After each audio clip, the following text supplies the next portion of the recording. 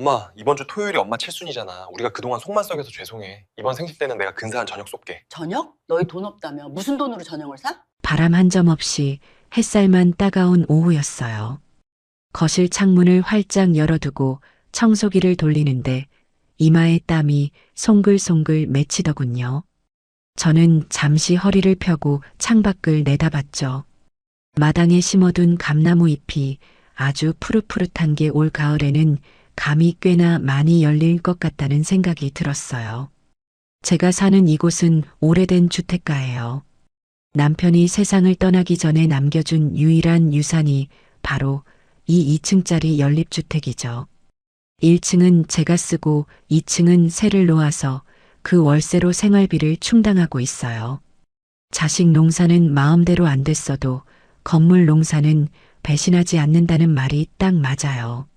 매달 꼬박꼬박 들어오는 월세 덕분에 남한테 아쉬운 소리 안 하고 품위 유지하며 살 수 있었으니까요. 마침 2층 살던 신혼부부가 아파트 당첨돼서 나가는 바람에 집이 비어 있었어요. 도배랑 장판도 새로 싹 해놨고 입주 청소까지 완벽하게 끝내둔 상태였죠. 부동산 사장님 말로는 근처 대기업 다니는 과장님이 들어오기로 했다면서 계약금 걸러온다는 연락만 기다리고 있었어요. 보증금도 넉넉하고 월세도 시세보다 조금 더 받기로 해서 저는 기분이 아주 좋았답니다. 그 돈이면 낡은 싱크대도 바꾸고 친구들이랑 가을 단풍놀이도 다녀올 수 있겠다 싶어서 콧노래가 절로 나왔거든요. 그런데 그 평화는 딱 거기까지였어요. 오후 2시쯤 됐을까 대문 초인종이 요란하게 울리더군요. 택배인가 싶어서 인터폰 화면을 봤는데 거기에 제 아들 민호와 며느리 지은이가 서 있는 거예요. 연락도 없이 평일 낮에 웬일인가 싶어서 문을 열어줬죠. 엄마. 대문을 열고 들어오는 아들 녀석 얼굴이 반쪽이 되어 있었어요. 뒤따라 들어오는 며느리 표정은 마치 도살장에 끌려온 소처럼 뚱해 있었고요. 두 사람 손에는 뜬금없이 커다란 여행용 캐리어 2개가 들려 있었어요. 불길한 예감이 등줄기를 타고 쫙 흘러내렸죠. 너희들 연락도 없이 웬일이니? 그 짐은 다 뭐고? 제가 묻자마자 아들은 신발을 벗다 말고 현관 바닥에 털썩 주저앉아 버렸어요. 그러고는 다짜고짜 울음을 터뜨리는 게 아니겠어요. 엄마, 나 망했어. 사업 다 말아먹고 지금 갈 데가 없어. 심장이 쿵하고 내려앉는 것 같았어요. 몇 년 전부터 다니던 회사 때려치우고 프랜차이즈 식당 하겠다고 설칠 때부터 알아봤어야 했는데 말이죠. 그때도 제가 말렸지만 며느리가 옆에서 요즘은 월급쟁이로 못 살아요. 어머니, 민호 씨 사업 수완 좋아요 하며 부추기는 바람에 퇴직금까지 다 털어 넣었거든요. 저는 떨리는 손으로 가슴을 쓸어내리며 물었어요. 망하다니 그게 무슨 소리야? 가게 보증금은?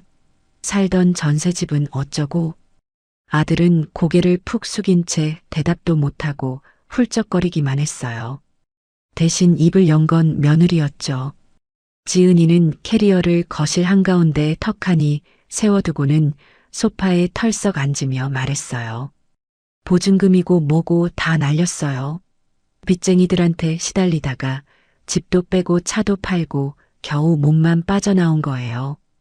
어머니, 물 좀 주세요. 목말라 죽겠네. 기가 막혀서 말이 안 나오더라고요. 시어머니가 놀라서 서 있는데 물부터 찼다니요. 그래도 일단 진정부터 시켜야겠다는 생각에 부엌으로 가서 냉수를 한 잔 떠다 줬어요. 며느리는 벌컥벌컥 물을 들이켜더니 컵을 탁자에 소리나게 내려놓더군요. 그래서 여기로 온 거니? 당분간 지내려고? 제가 조심스럽게 물었죠. 사실 속으로는 제발 아니길 빌었어요. 며칠 묵어가는 거야 상관없지만 저 짐 가방을 보니 눌러앉을 작정인 것 같았거든요. 아들이 눈물 콧물 범벅이 된 얼굴로 저를 올려다보며 애원했어요. 엄마, 2층 비어 있잖아. 부동산에 내놨다며? 그거 거두고 우리 좀 살게 해줘. 딱 6개월만, 아니 1년만 버티면 내가 어떻게든 재기해서 나갈게. 지금 당장 갈 곳이 없어. 찜질방 갈 돈도 없다고. 저는 눈앞이 캄캄해졌어요. 2층 월세는 제 유일한 생명줄이나 다름없거든요. 국민연금이 조금 나오긴 하지만 그걸로는 공과금 내고 병원 다니기에도 빠듯해요. 2층세를 받아야 적금도 붙고 경조사비도 내고 사람 구실하며 사는데 그걸 공짜로 내달라니요. 민호야, 너 내 사정 알지 않니? 나 2층 월세 없으면 생활이 안 돼. 이번에 들어오기로 한 사람도 있어서 계약 파기하면 위약금 물어줘야 할 수도 있어. 제가 난처한 표정을 짓자 소파에 앉아있던 며느리가 코웃음을 치더군요. 어머니, 지금 아들이 길바닥에 나앉게 생겼는데 위약금이 문제예요? 돈 몇 푼이 자식 목숨보다 중요해요? 진짜 너무하시네. 며느리의 말투에는 가시가 돋쳐 있었어요. 부탁하러 온 사람의 태도가 아니었죠. 마치 맡겨놓은 물건 찾으러 온 채권자처럼 당당했어요. 아가, 말이 좀 심하구나. 내가 너희를 안 도와주겠다는 게 아니라 내 생계도 걸려 있어서 하는 말이다. 그리고 빈방 하나 내주는 거랑 집 한 채를 통째로 내주는 건 다른 문제야. 저는 최대한 침착하게 말하려고 노력했어요. 하지만 며느리는 제 말을 귓등으로도 안 듣는 눈치였어요. 어차피 2층 비어 있잖아요. 남한테 주느니 자식 주는 게 아깝지 않으시잖아요. 그리고 저희가 뭐 평생 산대요? 자리 잡으면 나갈 거라고요. 민호 씨, 어머니한테 더 말해봐. 우리 진짜 갈 데 없잖아. 며느리는 아들을 툭툭 치며 부추겼어요. 아들은 제 바지가랑이를 잡고 늘어졌고요. 엄마, 제발. 며칠만이라도 좋아. 일단 짐 풀고 숨 좀 돌리자. 지은이가 임신 준비하느라 몸도 약한데 길거리에서 재울 수는 없잖아. 임신 준비라는 말에 마음이 또 약해지더군요. 손주 볼 욕심이 아니라 몸이 약하다는 며느리를 내치는 게 매정한 시어머니처럼 보일까봐 걱정이 됐어요. 결국 저는 긴 한숨을 내쉬며 고개를 끄덕이고 말았죠. 알았다. 일단 2층 들어가 있어. 대신 조건이 있어. 월세는 안 받더라도 관리비랑 너희가 쓴 공과금은 너희가 내야 한다. 수도세, 전기세, 가스비 전부 다. 그리고 딱 6개월이다. 그 안에 나가야 해. 제 말에 아들은 고맙다며 연신절을 했지만 며느리 표정은 묘하게 일그러졌어요. 어머니, 지금 저희 빈털털이라니까요.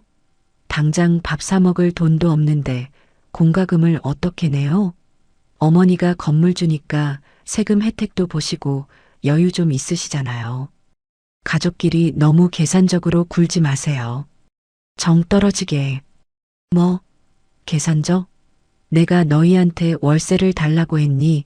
보증금을 달라고 했니? 너희가 쓴 물값, 전기값 내라는 게 계산적인 거야? 제가 언성을 높이자 아들이 황급히 끼어들었어요. 알았어, 알았어. 엄마 말대로 할게. 내가 어떻게든 알바라도 해서 공과금은 낼게. 지은아, 너도 그만해. 엄마가 방 내주신 것만 해도 어디야. 며느리는 입을 삐죽거리며 고개를 돌려버렸어요. 분통이 터졌지만 이미 엎어진 물이었죠. 저는 2층 열쇠 꾸러미를 꺼내 식탁 위에 올려놓았어요. 가져가라. 청소는 다 되어 있으니까 짐만 풀면 될 거야. 그리고 2층 현관 비밀번호는 내가 관리해야 하니까 바꾸지 마라. 혹시 무슨 일 생기면 문 열어야 하니까. 아들은 열쇠를 챙겨 들고 며느리와 함께 2층으로 올라갔어요. 쿵쿵거리는 발소리가 천장을 울리더군요. 저는 소파에 털썩 주저앉아 멍하니 천장을 바라봤어요. 잘한 결정인지 모르겠지만 가슴 한구석이 꽉 막힌 것처럼 답답했죠. 그날 저녁부터 전쟁은 시작되었어요. 저녁밥을 하려고 쌀을 씻고 있는데 2층에서 쿵쿵거리는 소리가 끊이지 않았어요. 짐 정리를 하나 싶어서 참았는데 잠시 후 인터폰이 울렸어요. 어머니, 저예요. 며느리 목소리였죠. 그래. 짐은 다 풀었니? 대충 넣었어요. 근데 어머니, 집에 밥 좀 넉넉히 하셨어요? 저희 올라오느라 기운 빼서 밥할 힘이 없네요. 내려가서 먹을게요. 그래, 알았다. 와서 먹어라. 저는 밥솥에 쌀을 더 붓고 냉장고에서 반찬을 꺼냈어요. 그래도 첫날인데 따뜻한 밥이라도 먹여야지 싶어서 된장찌개도 새로 끓이고 계란말이도 했죠. 잠시 후 아들 내외가 내려왔는데 며느리 복장이 가관이었어요. 헐렁한 티셔츠에 짧은 반바지 차림으로 슬리퍼를 질질 끌며 들어오더라고요. 시어머니 앞인데 최소한의 예의는 갖춰야 하는 거 아닌가요? 하지만 꾹 참았어요. 식탁에 앉자마자 며느리는 숟가락부터 들더군요. 잘 먹겠습니다. 아, 배고파. 제가 자리에 앉기도 전에 찌개를 푹 떠서 입으로 가져갔어요. 아들은 제 눈치를 보며 쭈뼛거리고 있었고요. 민호야, 너도 앉아서 먹어라. 제가 국그릇을 놓아주며 말했죠. 세 식구가 둘러앉아 밥을 먹는데 분위기가 영 불편했어요. 며느리는 반찬 투정을 하기 시작했거든요. 어머니, 김치가 좀 짜네요. 요즘 저염식이 대세인데 건강 생각하셔야죠. 그리고 고기 반찬은 없어요? 민호 씨 힘쓰려면 고기 좀 먹여야 하는데. 갑자기 오느라 장을 못 봤다. 있는 반찬에 그냥 먹어. 그리고 김치는 내 입엔 딱 맞는데 너가 싱겁게 먹나 보구나. 제 말에 며느리는 젓가락으로 계란말이를 휘적거리며 대꾸했어요. 아니요, 제가 미식가라 간을 잘 보거든요. 객관적으로 짜요. 다음엔 좀 싱겁게 담가보세요. 아, 참. 어머니 2층 도어락 비밀번호 저희가 바꿨어요. 밥 먹다 말고 이게 무슨 소린가 싶어 숟가락을 멈췄죠. 뭐? 내가 바꾸지 말라고 했잖아. 아니, 그래도 저희 사생활이 있는데 어머니가 불쑥 들어오시면 불편하잖아요. 부부 사이에도 프라이버시는 지켜줘야죠. 번호는 저희만 알고 있을게요. 예, 내가 너희 방에 불쑥 들어가는 몰상식한 노인네로 보이니? 비상시를 대비해서 알고 있으라는 거지. 그리고 엄연히 내 집이야.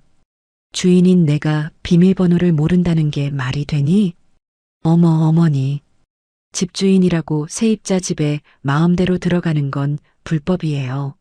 주거침입죄라고요. 아까는 가족이라며 월세 안 받는다더니 이럴 때는 또 집주인 행세시네요. 기준을 하나만 하세요. 하나만. 며느리는 눈 하나 깜짝 안 하고 박박 대들었어요. 밥알이 모래알처럼 느껴져서 넘어가지가 않더라고요. 아들은 옆에서 밥만 쳐다보며 한마디도 거들지 않았고요. 민호야, 너도 생각이 같니? 내가 너희 감시할까봐 그래. 아들은 우물쭈물하며 며느리 눈치만 살폈어요. 아니, 엄마. 지은이가 예민해서 그래. 그냥 우리가 알아서 할게. 엄마가 이해 좀 해줘. 이해? 내가 이해를 해야 한다고? 속에서 천불이 올라왔지만 밥상머리에서 소리 지르기 싫어서 꾹 눌러 참았어요. 그래, 오죽하면 저러겠나 싶다가도 괘씸한 마음은 사라지지 않았죠. 식사가 끝나자 며느리는 숟가락을 딱 놓고 일어났어요. 잘 먹었어요. 설거지는 민호 씨가 할 거지? 나 허리가 좀 아파서 먼저 올라갈게. 그러고는 쌩하니 현관으로 나가버렸어요. 아들은 허겁지겁 밥을 마시다시피 먹고는 엄마, 내가 나중에 할게. 지금 지은이 기분 맞춰줘야 해서 라며 따라 나가버렸죠. 식탁 위에는 지저분하게 먹다 남은 음식 찌꺼기와 빈 그릇들만 덩그러니 남았어요. 저는 한숨을 푹 쉬며 그릇들을 개수대로 옮겼어요. 고무장갑을 끼는데 손이 부들부들 떨리더라고요. 이게 시작일 줄은 꿈에도 몰랐어요. 그날 밤 2층에서는 쿵쿵거리는 발소리와 물건 옮기는 소리가 새벽까지 이어졌어요. 잠자리에 누웠지만 천장이 울려서 도저히 잠을 잘 수가 없었죠. 다음 날 아침이었어요. 밤새 잠을 설쳐서 머리가 지끈거리는데 아침 8시부터 인터폰이 울렸어요. 어머니, 저지은인데요. 집에 샴푸랑 린스가 없어서요. 1층 욕실에 있는 거 좀 빌려 쓸게요. 문 좀 열어주세요. 문을 열어주니 며느리가 바구니를 들고 서 있었어요. 그런데 샴푸만 빌리러 온 게 아니더군요.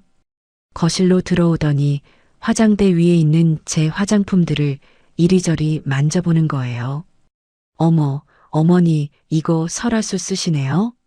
비싼 건데. 저 이거 좀 발라봐도 되죠? 요즘 피부가 푸석해서. 대답도 하기 전에 뚜껑을 열고 듬뿍 찍어서 제 얼굴에 바르더라고요. 예, 그거 내가 아껴 쓰는 거야. 너희 집에 화장품 없어? 짐 정리가 덜 돼서 어디 있는지 모르겠어요. 그리고 며느리가 좀 쓴다는데 뭘 그렇게 아까워하세요? 다 쓰고 나면 제가 나중에 사드릴게요. 돈 벌면이라는 말이 얼마나 허황되게 들리던지. 며느리는 제 화장대 서랍까지 열어보며 립스틱이며 영양크림이며 이것저것 챙겨서 바구니에 담았어요. 이건 제가 빌려갈게요. 2층 욕실에 두면 편할 것 같아서요. 어차피 어머니는 화장 잘 안 하시잖아요. 안 하긴 왜 안 해? 나도 외출할 때 발라야 해. 두고 가라. 아이 참, 필요하실 때 올라와서 쓰시면 되잖아요.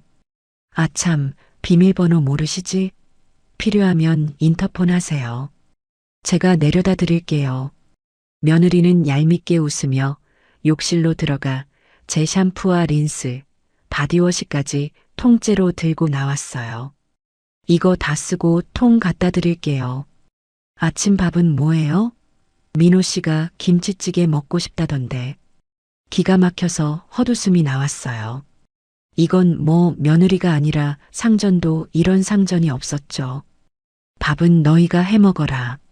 쌀도 있고 밥솥도 2층에 다 있잖니. 냉장고에 반찬도 내가 어제 좀 싸서 올려보냈고. 아니, 쌀은 있는데 밥하기가 귀찮아서요.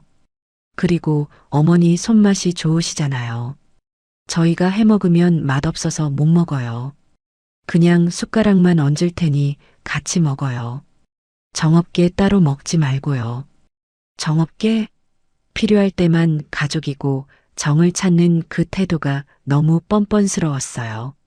하지만 저는 아직까지는 좋은 게 좋은 거다 생각하며 참기로 했어요. 어차피 6개월만 참으면 된다고 스스로를 위로했죠. 알았다. 찌개 끓여 놓을 테니 내려와라. 네, 30분 뒤에 내려올게요.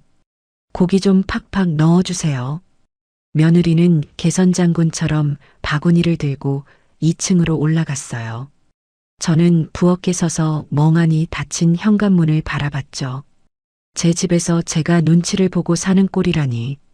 그날 오후 부동산 사장님께 전화가 왔어요. 아이고, 이 여사님. 어쩌죠? 그 대기업 과장님이 계약금 입금하려고 하는데 계좌번호를 안 알려주셔서요. 저는 수화기를 들고 한참을 망설였어요. 지금이라도 아들 내외를 내보내고 세입자를 받을까? 하지만 갈 곳 없다는 아들의 우는 얼굴이 떠올라서 차마 그럴 수가 없었죠. 사장님, 정말 죄송해요. 사정이 생겨서 당분간 새를 못 놓게 됐어요. 아들 내외가 들어와 살게 됐거든요. 네. 아이고, 아깝네. 그 과장님이 조건 정말 좋았는데. 월세도 밀릴 일 없고 아주 점잖은 양반이었는데 할 수 없죠 뭐. 자식이 우선이지. 전화를 끊고 나니 맥이 탁 풀렸어요. 매달 들어오던 80만 원의 월세가 공중으로 사라진 순간이었죠.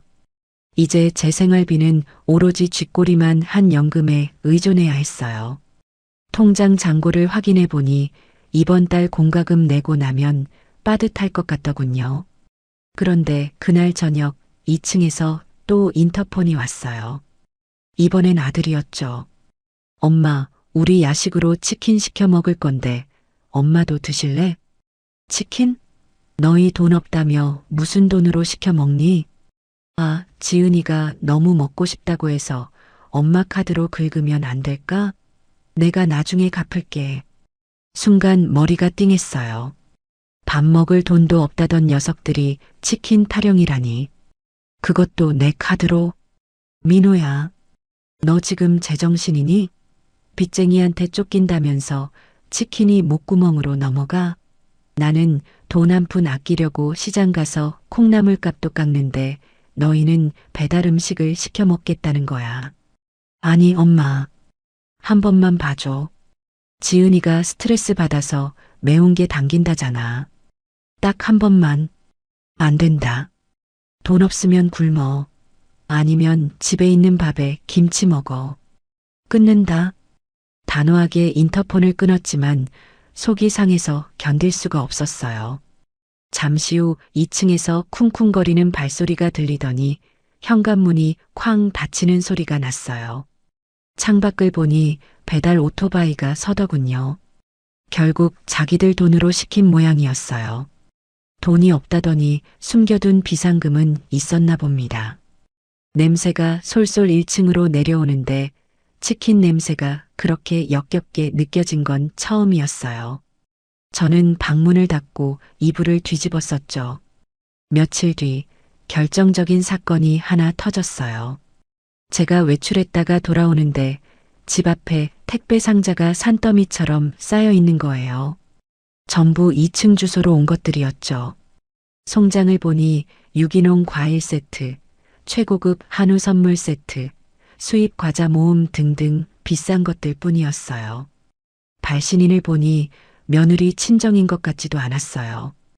홈쇼핑이나 인터넷 쇼핑몰에서 직접 주문한 거였죠. 돈이 없다면서 이게 다 무슨 짓인지. 마침 2층에서 며느리가 내려오더군요. 어머, 택배 왔네. 엄마, 이거 좀 같이 들어주세요. 무거워서 혼자 못 들겠어요. 엄마, 갑자기 저를 엄마라고 부르며 살갑게 구는 꼴이 더 기가 찼어요. 이게 다 뭐니? 돈 없다면서 쇼핑할 돈은 있니? 아, 이거요? 민호 씨 기 죽지 말라고 제가 좀 샀어요. 먹는 거라도 잘 먹어야 다시 일어설 힘이 생기잖아요. 그리고 이건 제 카드로 긁은 거 아니에요. 할부로 긁은 거니까 걱정 마세요. 할부도 빚이라는 걸 모르는 걸까요? 저는 혀를 차며 택배 상자를 밀어냈어요. 너희가 들어라. 난 허리 아파서 못 든다. 그리고 앞으로 택배 1층에 쌓아두지 말고 올 때마다 바로바로 가져가라. 통행에 방해된다. 어머, 너무하시네. 며느리가 무거운 거 든다는데 좀 도와주시면 덧나나요? 알았어요. 민호 씨 부를게요. 며느리는 입을 삐죽거리며 아들에게 전화를 걸었어요. 잠시 후 아들이 내려와서 낑낑거리며 상자들을 옮기기 시작했죠. 그 모습을 보며 저는 확신했어요. 이 녀석들은 절대 빈털터리가 아니다. 그리고 절대 6개월 안에 나갈 생각도 없다. 그날 밤 저는 가계부를 펴놓고 곰곰이 생각했어요. 이대로 가다간 제 노후 자금까지 저 기생충 같은 것들에게 다 빨리고 말겠다는 위기감이 들었죠. 아들 부부가 2층으로 올라가고 난 뒤 조용히 1층 거실불을 끄고 소파에 앉아 2층 천장을 올려다봤어요. 쿵쿵거리는 발소리가 여전히 들려왔죠. 어디 언제까지 그러고 사나 보자. 저는 주먹을 꽉 쥐었어요. 아직은 때가 아니었지만 언젠가 저 건방진 며느리와 철없는 아들의 버르장머리를 단단히 고쳐놓겠다고 다짐했죠. 하지만 그때까지만 해도 저는 몰랐어요. 그들이 제 상상을 초월하는 사고를 치게 될 줄은요. 1층과 2층 사이 얇은 천장 하나를 사이에 두고 벌어지는 이 기막힌 동거가 제 인생을 얼마나 시끄럽게 만들지 이제 겨우 서막이 올랐을 뿐이었으니까요.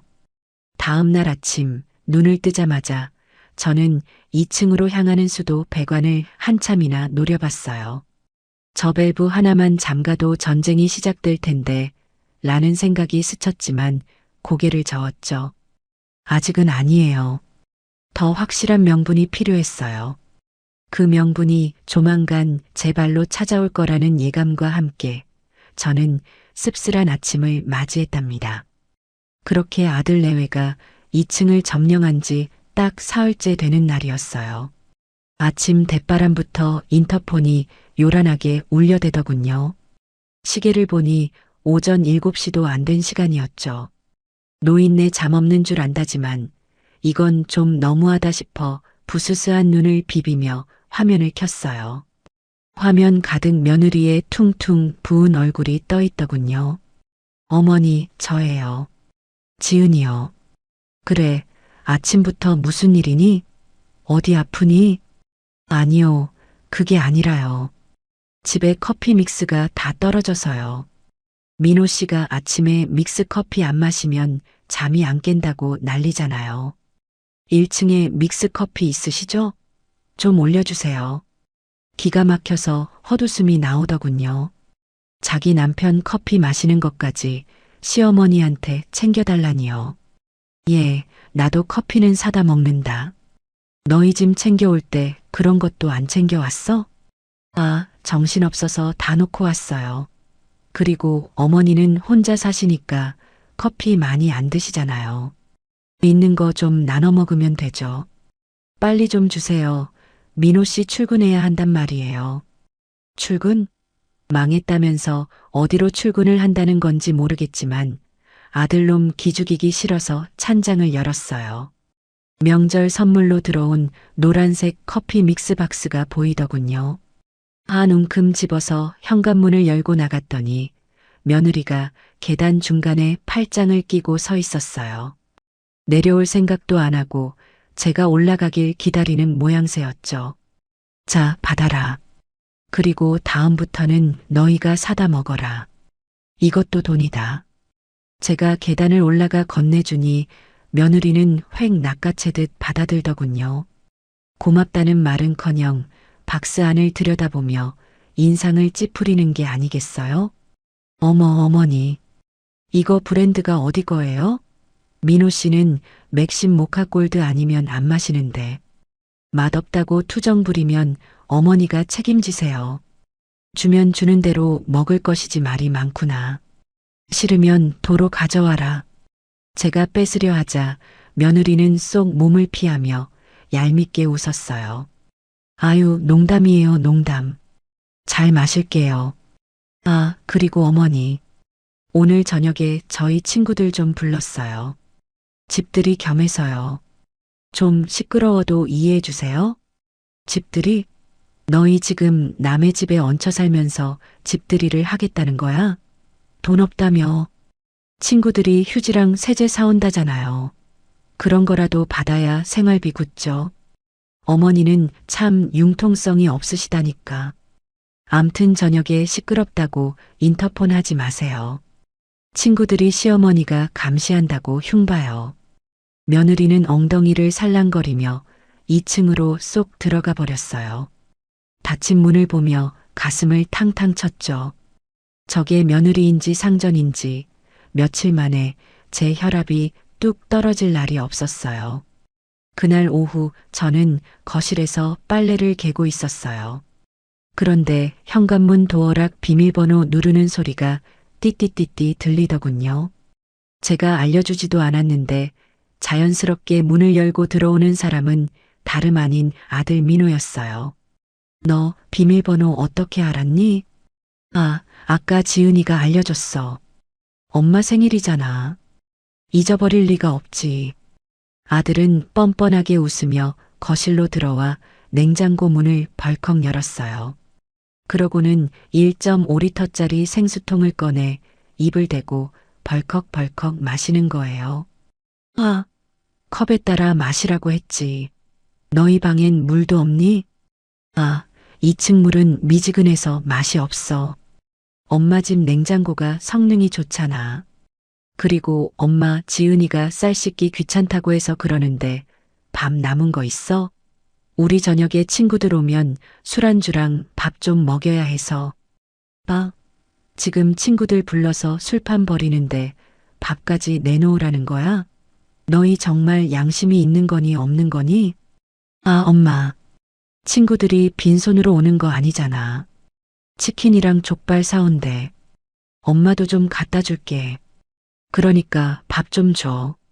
밥솥째로 가져가면 안 될까? 아들은 제 대답도 듣지 않고 전기밥솥 코드를 뽑아버렸어요. 갓 지은 뜨끈한 밥이 가득 들어있는 밥솥을 통째로 안아들더군요. 이거 내일 아침에 갖다 놓을게. 고마워, 엄마. 아들은 밥솥을 들고 도망치듯 나가버렸어요. 저는 멍하니 그 뒷모습을 바라보다가 바닥에 주저앉고 말았죠. 저녁을 먹으려고 밥을 해놨는데 밥솥이 사라지니 허탈하기 짝이 없었어요. 결국 저는 찬밥 한 덩이도 없어서 라면을 끓여 먹어야 했답니다. 저녁 8시가 넘어가자 2층에서 쿵쿵거리는 소리가 들리기 시작했어요. 남자들 웃음소리, 여자들 깔깔거리는 소리, 음악 소리까지 섞여서 1층 천장이 웅웅 울릴 지경이었죠. 참아. 친구들 불렀다는데 한 번은 봐주자. 저는 TV 볼륨을 높이며 애써 무시하려고 했어요. 그런데 밤 10시가 넘어가도록 소음은 더 심해지더군요. 급기야 쿵 하고 뭔가 무거운 게 떨어지는 소리가 나더니 와장창 유리 깨지는 소리까지 들렸어요. 도저히 안 되겠다 싶어 인터폰을 들었죠. 민호야, 밤이 늦었다. 동네 사람들 다 깨겠다. 좀 조용히 놀아라. 수화기 너머로 시끌벅적한 소음 사이로 아들의 혀 꼬인 목소리가 들려왔어요. 엄마. 죄송해요. 애들이 술이 좀 들어가서. 조용히 좀 해. 우리 엄마 화나셨다. 그때 며느리의 날카로운 목소리가 들렸어요. 민호 씨. 분위기 깨게 왜 그래? 어머니, 죄송한데요. 저희 지금 한창 재밌거든요. 1층 안방은 방음 잘 되잖아요. 그냥 주무세요. 뚝. 전화가 끊겼어요. 다시 걸까 하다가 손을 떨구고 말았죠. 올라가서 뒤집어 엎고 싶었지만 친구들 앞에서 망신 주면 아들이 기죽을까봐 참은 거예요. 다음 날 아침 2층에서 내려온 아들은 숙취에 찌든 얼굴로 제게 밥솥을 내밀었어요. 밥솥 안은 텅 비어 있었고 누룽지까지 박박 긁어먹은 흔적이 역력했죠. 설거지는 당연히 안 되어 있었고요. 엄마 밥 잘 먹었어. 애들이 엄마 밥맛 좋다고 난리더라. 밥솥을 가져갔으면 씻어서 가져와야 할 거 아니니? 너희는 손이 없니 발이 없니? 지은이가 지금 자고 있어서. 내가 하려고 했는데 머리가 너무 아파서. 엄마가 좀 해줘. 아들은 식탁 의자에 앉아 해장국 없냐며 입맛을 다셨어요. 저는 밥솥을 개수대에 던지듯 내려놓고 북어국을 데워줬죠. 자식이 뭔지 밉다 하면서도 굶기는 건 못하겠더군요. 아들이 국을 후루룩 마시고 있는데 2층에서 며느리가 내려왔어요. 어제 마신 술이 덜 깼는지 눈이 반쯤 감겨 있었죠. 어머니 집에 라면 있어요? 속이 안 좋아서 얼큰한 게 당기는데. 라면 없다. 북어국 끓여놨으니까 이거 먹어라. 저는 북어국 비려서 싫어하는데. 민호 씨, 너가 편의점 가서 짬뽕라면 좀 사와. 아들은 숟가락을 들다 말고 며느리를 쳐다봤어요. 나 지금 머리 깨질 것 같아. 너가 갔다 와. 뭐? 너가? 지금 누구 보고 오라가라야? 내가 어제 너 친구들 뒤치다꺼리 하느라 얼마나 힘들었는지 알아? 빨래도 산더미처럼 쌓였는데. 둘이 티격태격하는 꼴을 보니 아침부터 머리가 지끈거렸어요. 그만해라.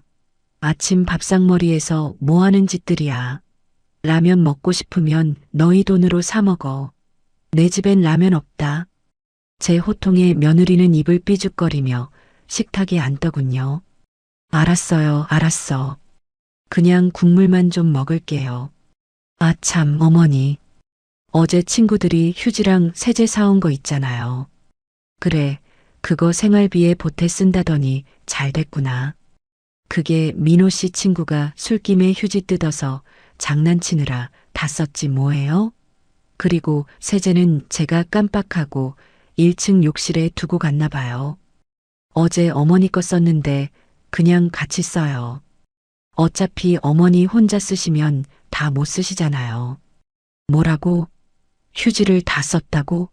그 많은 걸? 네, 뭐 술 마시고 놀다 보니 그렇게 됐네요. 어머니 집에 휴지 많으시죠? 창고에 보니까 박스로 쟁여두셨던데. 그거 좀 올려주세요. 저희 당장 화장실 가야 하는데 휴지가 없어요. 이제는 아주 당당하게 내놓으라 하더군요. 제 창고까지 뒤져봤다는 소리에 소름이 돋았어요. 너 내 창고는 언제 들어갔니?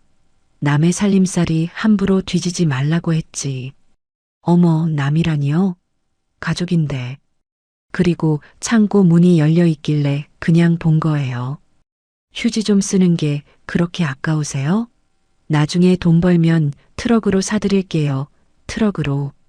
며느리는 국그릇을 들고 국물만 쪽 빨아먹더니 자리에서 일어났어요. 잘 먹었습니다. 설거지는 민호 씨가 해. 나 먼저 올라갈게. 며느리가 올라가고 난 뒤 아들은 저를 보며 멋쩍은 듯 웃었어요. 엄마 미안해. 지은이가 아직 철이 없어서 그래. 내가 나중에 휴지 사올게. 돈 없다며? 휴지 살 돈은 있니? 그게 지은이 카드로 사야지 뭐. 아들은 얼버무리며 도망치듯 2층으로 올라갔어요. 식탁 위에는 국물이 튀어 지저분한 그릇들과 제가 아끼던 수저 세트가 아무렇게나 널려 있었죠. 저는 고무장갑을 끼며 깊은 한숨을 내쉬었어요. 1층은 이제 제 집이 아니라 그들의 무료 편의점이자 식당이 되어버린 것 같았죠. 하지만 이건 약과였어요. 진짜 문제는 곧 날아올 고지서들이었으니까요. 그렇게 한 달이 지났어요. 무더운 8월이었죠. 가만히 있어도 땀이 흐르는 폭염이 계속되던 때였어요. 저는 전기세 아끼느라 에어컨은커녕 선풍기도 아껴 틀고 부채질로 버티고 있었죠. 그런데 우편함에 꽂힌 고지서를 보고 제 눈을 의심했어요. 전기요금 청구서 48만 원. 평소 여름에도 많이 나와봤자 5만 원 안팎이던 전기요금이 10배 가까이 나온 거예요. 순간 계량기가 고장 난 줄 알았어요. 하지만 생각해보니 범인은 따로 있었죠.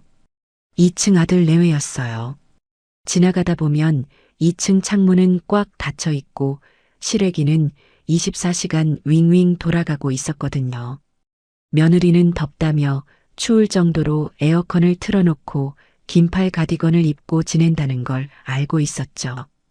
저는 떨리는 손으로 고지서를 들고 2층으로 올라갔어요. 초인종을 누르자 한참 뒤에 며느리가 나왔는데 현관문이 열리자마자 냉기가 확 쏟아져 나오더군요. 마치 냉동 창고 문을 연 것 같았어요. 어머니, 이 더운 날 웬일이세요? 며느리는 두꺼운 수면 양말을 신고 담요를 두르고 있었어요. 지은아, 이게 뭐니? 이번 달 전기세가 48만 원이 나왔다. 너희 에어컨을 어떻게 쓰고 있는 거니? 제가 고지서를 들이밀자 며느리는 눈을 동그랗게 뜨고 고지서를 쳐다보더군요. 어머, 꽤 많이 나왔네요. 날씨가 워낙 더웠잖아요. 뉴스에서도 폭염이라고 난리던데. 날씨 탓이 아니라 너희가 하루 종일 에어컨을 틀어대니까 그렇지. 내가 들어오기 전에 분명히 말했지? 공과금은 너희가 낸다고. 이 돈 너가 내라. 며느리는 입술을 삐죽이며 어깨를 으쓱했어요. 어머니, 저희 지금 수입 영원인 거 아시잖아요. 민호 씨 알바 자리도 아직 못 구했는데 48만 원이 어디 있어요? 배째라고 하면 짤 수는 있지만 돈은 없어요. 그럼 에어컨을 끄고 살던가. 돈도 없으면서 펑펑 쓰고 배째라니 그게 할 소리니? 정 없으면 아르바이트라도 해서 벌어와야 할 거 아니냐. 제 목소리가 커지자 방 안에 있던 아들이 부스스한 얼굴로 나왔어요. 엄마, 무슨 일이야? 왜 또 소리를 질러? 민호야, 너 이거 봐라. 전기세 48만 원이다. 내 처는 돈 없다고 배째라는데 너가 어떻게 좀 해봐라. 내가 내 연금으로 너희 전기세까지 내줘야겠니? 아들은 고지서를 보더니 헉소리를 내더군요. 하지만 곧 난처한 표정을 지으며 머리를 극적였어요. 엄마, 이번 달만 엄마가 좀 내주면 안 될까? 내가 다음 달에 공사판이라도 나가서 갚을게. 지금 당장은 지갑에 10,000원짜리 한 장 없어. 다음 달? 저번 달에도 그랬잖아. 너희 들어올 때 약속한 거 다 잊었니? 그때 며느리가 끼어들었어요. 어머니, 솔직히 말해서요. 어머니 혼자 사시면서 그 큰 1층 집 쓰시는 것도 낭비 아니에요? 저희가 2층 들어오면서 집 관리도 해드리고 말동무도 해드리는데 그 정도는 가족 서비스 차원에서 해주실 수 있는 거 아니에요? 관리? 말동무?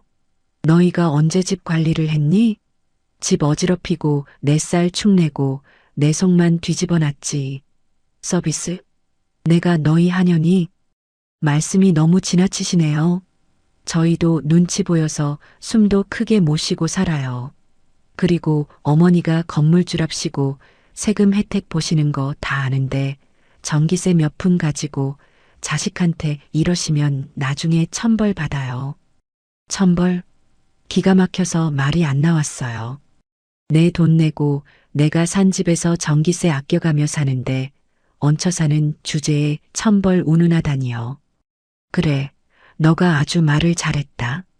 천벌 받을 짓이 뭔지 보여주마. 오늘 당장 이 돈 안 입금하면 내가 한전에 전화해서 전기 끊어버릴 거다. 2층 계량기 따로 있는 거 알지? 설마요? 손주 낳을 며느리가 더위 먹고 쓰러져도 상관없다는 거예요? 와, 진짜 독하시네. 며느리는 콧방귀를 뀌며 문을 쾅 닫아버렸어요. 문 너머로 민호 씨, 엄마 진짜 웃기지 않아? 48만 원 가지고 유세는? 하고 떠드는 소리가 다 들렸죠. 저는 부들부들 떨며 1층으로 내려왔어요. 당장 전기를 끊고 싶었지만 법적으로 문제가 될까봐 참았죠. 결국 그달 전기세는 제가 냈어요. 연체되면 제 신용 점수만 깎이니까요. 하지만 이건 며느리의 길을 살려준 꼴이 되고 말았죠. 며칠 뒤 또 다른 사건이 터졌어요. 제가 거실에서 드라마를 보고 있는데 인터넷이 자꾸 끊기는 거예요. 와이파이 신호가 잡혔다 안 잡혔다 하길래 공유기를 살펴봤는데 공유기가 없어진 거예요. TV 뒤에 있어야 할 공유기가 감쪽같이 사라졌어요. 설마 하고 2층으로 올라가 봤죠. 현관문 앞에서 귀를 기울이니 며느리 목소리가 들렸어요. 오빠, 이제 와이파이 빵빵 터지지? 아까 1층 가서 가져오길 잘했네. 어머니는 어차피 인터넷 잘 안 쓰시잖아. 유튜브 보는데 끊겨서 짜증났는데 속이 다 시원하다. 아들이 대답하더군요. 근데 엄마가 알면 화내지 않을까? TV 안 나온다고 하실 텐데. 아, 몰라. 고장 났다고 하지 뭐. 나중에 돈 생기면 좋은 걸로 하나 사드려. 지금은 우리가 급하잖아. 저는 배를 누르지도 않고 문을 두드렸어요. 문 열어. 당장 문 열어. 잠시 후 아들이 겁먹은 표정으로 문을 열었어요. 저는 신발을 신은 채로 거실로 성큼성큼 들어갔죠. TV 옆에 제 공유기가 떡하니 꽂혀 있더군요. 이 도둑놈들아. 이제는 공유기까지 훔쳐가? 내가 TV가 안 나와서 얼마나 놀랐는지 알아? 소파에 누워 핸드폰을 하던 며느리가 일어나 앉으며 말했어요. 어머니, 훔쳐가다니요? 빌려온 거죠. 2층은 신호가 약해서 자꾸 끊기잖아요. 어머니는 드라마 본방으로 보시면 되죠. 굳이 다시 보기 하셔야 해요? 드라마가 문제가 아니야. 말도 없이 가져가는 게 도둑질이지 뭐니. 당장 떼어내. 저는 공유기 코드를 확 뽑아버렸어요. 그러자 며느리가 비명을 질렀죠. 아, 나 지금 중요한 다운로드 받고 있었는데 어머니 때문에 다 날아갔잖아요. 아, 진짜 짜증나. 짜증? 내가 할 소리다. 너희 당장 인터넷 설치해. 내 것 훔쳤을 생각 말고. 돈 없다니까요. 인터넷 설치비랑 월 요금 어머니가 내주실 거예요? 아니면 그냥 같이 좀 써요. 공유기 비밀번호 알려주시면 되잖아요. 싫다. 절대 안 알려줄 거야. 너희가 알아서 해결해. 저는 공유기를 품에 안고 1층으로 내려왔어요. 뒤에서 며느리가 와 진짜 치사해서 못 살겠네 하고 소리치는 게 들렸지만 무시했죠. 내려와서 공유기를 다시 설치하고 비밀번호를 아주 어렵게 바꿔버렸어요. 그러자 10분도 안 돼서 인터폰이 울리더군요. 어머니, 와이파이 비밀번호 뭐예요? 바꿨죠? 민호 씨가 구직 사이트 봐야 하는데 인터넷이 안 돼서 지원을 못하고 있잖아요. 아들 취직 막을 셈이에요? 거짓말도 참 창의적으로 한다 싶었어요. 아까는 다운로드 받느라 바빴으면서 이제 와서 구직 핑계를 대다니요. 데이터 써라. 너희 핸드폰 요금은 낼 돈 있나 보지? 정급하면 PC방을 가던가. PC방 갈 돈 없다고요. 아, 진짜 비밀번호 좀 알려달라니까요. 1234 아니에요? 0도 아니고 아씨 진짜 뭐로 바꾼 거야. 며느리는 혼자 중얼거리다 인터폰을 쾅 끊었어요. 그날 이후로 며느리는 저를 볼 때마다 눈을 흘겼어요. 마치 제가 자기네들 앞길을 막는 악당이라도 되는 것처럼요. 하지만 진짜 문제는 돈이었어요. 제가 전기세를 내준 걸 알게 된 그들은 이제 수도세, 가스비도 낼 생각을 안 했죠. 어머니가 내주셨다면서요? 다음 달에 몰아서 드릴게요. 라는 말만 앵무새처럼 반복했어요. 제 통장 잔고는 바닥을 향해 가고 있었고 제 속은 시커멓게 타들어가고 있었죠. 그러던 어느 날 아들이 저를 찾아와 뜻밖의 제안을 했어요. 그 제안이 모든 것을 바꾸는 계기가 될 줄은 그때는 꿈에도 몰랐답니다. 9월이 되자 아침 저녁으로 선선한 바람이 불기 시작했어요. 그리고 제 칠순이 다가오고 있었죠. 사실 칠순 잔치라고 해봐야 뭐 거창한 걸 바란 건 아니었어요. 남편도 없고 자식 농사도 이 모양인데 동네 사람들 불러서 밥 한 끼 사는 것도 민망했거든요. 그냥 미역국이나 끓여 먹고 넘어가려고 했어요. 그런데 생일 사흘 전 아들이 1층으로 내려와 제 어깨를 주무르며 살갑게 구는 거예요. 엄마, 이번 주 토요일이 엄마 칠순이잖아. 우리가 그동안 속만 썩여서 죄송해. 그래서 말인데 이번 생신 때는 내가 근사한 저녁 쏠게. 저는 제 귀를 의심했죠. 저녁? 너희 돈 없다며. 무슨 돈으로 저녁을 사? 아, 내가 며칠 전에 노가다 아니 건설 현장 나가서 일당 좀 벌었어. 그리고 지은이도 친정에서 용돈 좀 받았대. 엄마 칠순인데 며느리로서 그냥 넘어갈 수 없다고 아주 좋은 횟집 예약하자고 하더라고. 그 말을 듣는데 순간 울컥하더군요. 그동안 믿고 야속했던 마음이 눈 녹듯 사라지는 것 같았어요. 그래, 그래도 자식은 자식이구나. 며느리도 말은 툭툭 내뱉어도 속정은 있구나 싶었죠. 비싼 데 갈 거 없다. 그냥 집에서 고기나 구워 먹자. 에이, 안 돼. 엄마 칠순인데 어떻게 집에서 먹어? 읍내에 새로 생긴 바다 횟집 알지? 거기 코스 요리가 기가 막히대. 내가 벌써 예약 다 해놨어. 토요일 저녁 6시야. 엄마는 제일 예쁜 옷 입고 기다리고 있어. 아들은 호언장담하며 올라갔어요. 저는 그날 밤 장롱 깊숙이 넣어뒀던 한복을 꺼내보고 아들이 사줬던 사실은 제 카드로 샀던 거지만 스카프도 매보며 설레는 마음으로 잠들었죠. 동네 친구들한테 자랑도 했어요. 우리 아들 내외가 칠순이라고 비싼 횟집 예약했다네. 다들 부럽다고 난리였죠. 대망의 토요일이 되었어요. 저는 아침부터 목욕 재개하고 미용실 가서 드라이도 하고 아껴뒀던 정장 투피스를 꺼내 입었어요. 며느리 보란 듯이 화장도 곱게 했죠. 5시 반이 되자 거실 소파에 앉아 그들이 내려오기만을 기다렸어요. 그런데 6시가 다 되어가는데도 2층에서는 인기척이 없는 거예요. 준비하느라 늦나 싶어서 기다렸는데 6시 10분이 지나고 20분이 지나도 내려오지 않았어요. 차가 막혀서 늦나? 아니지, 같이 가기로 했는데. 저는 초조한 마음에 아들에게 전화를 걸었어요. 신호는 가는데 받지를 않더군요. 며느리에게 걸어도 마찬가지였어요. 설마 무슨 사고라도 났나? 덜컥 겁이 나서 2층으로 올라가 봤어요. 초인종을 눌러도 대답이 없고 문은 잠겨 있었죠. 귀를 대봐도 안에서는 아무 소리도 들리지 않았어요. 외출한 게 분명했죠. 나 몰래 먼저 가서 기다리고 있나? 다시 핸드폰을 확인했지만 부재중 전화 하나 없었어요. 6시 40분이 넘어가자 배도 고프고 다리도 아프고 무엇보다 밀려오는 불길함에 가슴이 답답해졌어요. 그때 며느리에게서 문자가 하나 왔어요. 어머니, 죄송해요. 민호 씨 친구 아버지가 갑자기 돌아가셔서 장례식장 가느라 경황이 없었어요. 오늘 저녁은 못 먹을 것 같아요.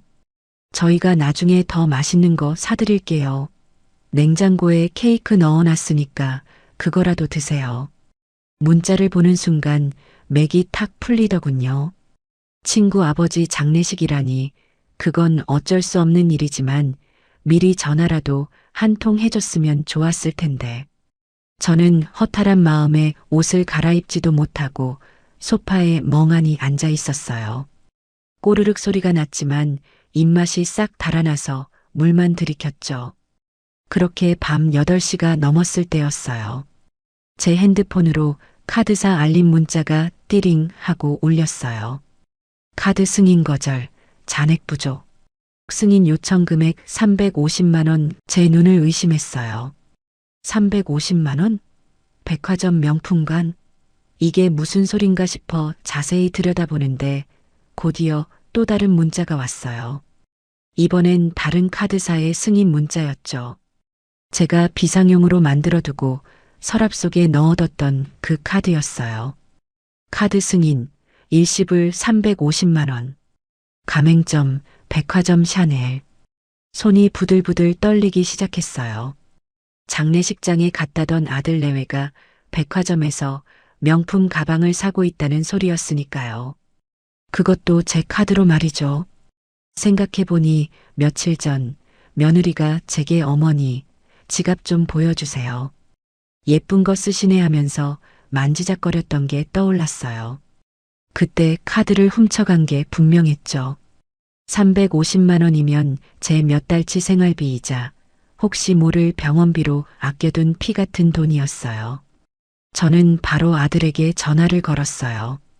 이번엔 봤더군요. 주변이 시끄러운 게 장례식장 분위기는 절대 아니었어요. 여보세요? 엄마, 너 지금 어디냐? 장례식장이라며. 그렇지. 지금 조문하고 밥 먹고 있어. 왜? 거짓말하지 마라. 지금 백화점에서 내 카드로 가방 샀지? 350만 원 긁은 거 문자 왔다. 수화기 너머로 정적이 흘렀어요. 그리고 며느리의 속삭이는 소리가 들렸죠. 아씨, 문자 간다고 했잖아. 잠시 후 아들이 기어 들어가는 목소리로 변명하기 시작했어요. 엄마, 그게 아니라 지은이가 우울증이 너무 심해서 의사가 쇼핑이라도 하면 좀 나아질 거라고 해서 딱 하나만 산 거야.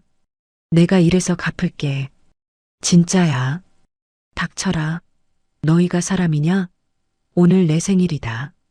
밥 사준다고 거짓말하고 나가서 내 돈으로 명품 가방을 사? 그것도 장례식 핑계를 대? 아니, 엄마 생일 선물로 지은이가 기분 좋아지면 엄마한테도 더 잘할 수 있잖아. 투자라고 생각해줘. 그리고 엄마 카드 한도 넉넉하더구먼 뭘 그래. 우리가 도망가는 것도 아니고. 투자? 며느리 기분 좋게 하는 게 나를 위한 투자라고? 이 썩어 빠진 정신머리를 가진 놈이 내 배 아파 낳은 자식이라니. 하늘이 무너지는 것 같았어요. 당장 카드 취소하고 들어와. 안 그러면 경찰에 도난 신고할 거다. 엄마, 가족끼리 경찰은 무슨... 알았어, 갈게. 간다고. 하여튼 노인네가 성질은 급해서. 뚝. 전화가 끊겼어요. 저는 핸드폰을 바닥에 던져버리고 엉엉 울었어요. 서러움이 복받쳐 올라 견딜 수가 없었죠. 칠순날 텅 빈 집에서 혼자라면 물을 올리는 제 처지가 너무나 비참했어요. 밤 10시가 넘어서야 대문 열리는 소리가 들렸어요. 창밖을 내다보니 며느리 손에는 쇼핑백이 들려있지 않았어요. 차 트렁크나 어디 숨겨두고 온 모양이었죠. 둘은 비틀거리며 들어오는데 술 냄새와 고기 냄새가 진동을 했어요. 횟집은 안 갔어도 자기들끼리 맛있는 건 처먹고 온 게 분명했죠. 그들은 1층에 들르지도 않고 바로 2층으로 올라가려 했어요. 저는 현관문을 열고 뛰쳐나갔죠. 너희 이리 와. 내 카드 내놔. 계단을 올라가던 며느리가 뒤를 돌아보며 짜증 섞인 표정을 지었어요. 어머니, 늦었는데 소리 좀 지르지 마세요. 쪽팔리게 진짜. 쪽팔려? 도둑질한 년이 쪽팔린 건 알아? 가방 어디다 숨겼어? 당장 내놔. 아, 취소했다니까요. 어머니가 하도 난리를 쳐서 환불했어요. 됐죠? 아, 진짜 서러워서 못 살겠네. 가방 하나 샀다고 시어머니가 경찰 부른다 어쩐다 협박이나 하고. 며느리는 적반하장으로 눈물을 글썽이는 척했어요. 아들은 옆에서 엄마 지은이 울잖아. 그만 좀 해. 내일 얘기해, 내일. 이라며 저를 밀치듯 막아섰죠. 카드 내놓으라고. 제가 손을 내밀자 아들은 주머니에서 카드를 꺼내 제 손에 쥐어줬어요. 자, 여기 있어. 아, 진짜 치사해서. 나중에 내가 돈 벌면 지은이한테 에르메스 사줄 거야. 그때 가서 부러워하지나 마. 아들은 며느리 어깨를 감싸 안고 2층으로 올라가 버렸어요.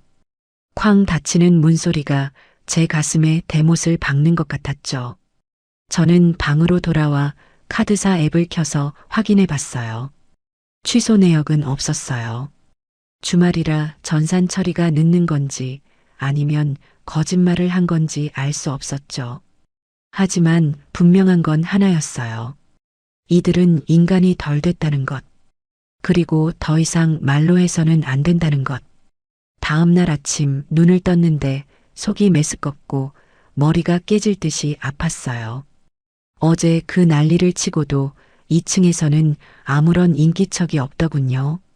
저는 일어나자마자 물 한 잔 마실 새도 없이 카드사 앱부터 켰어요.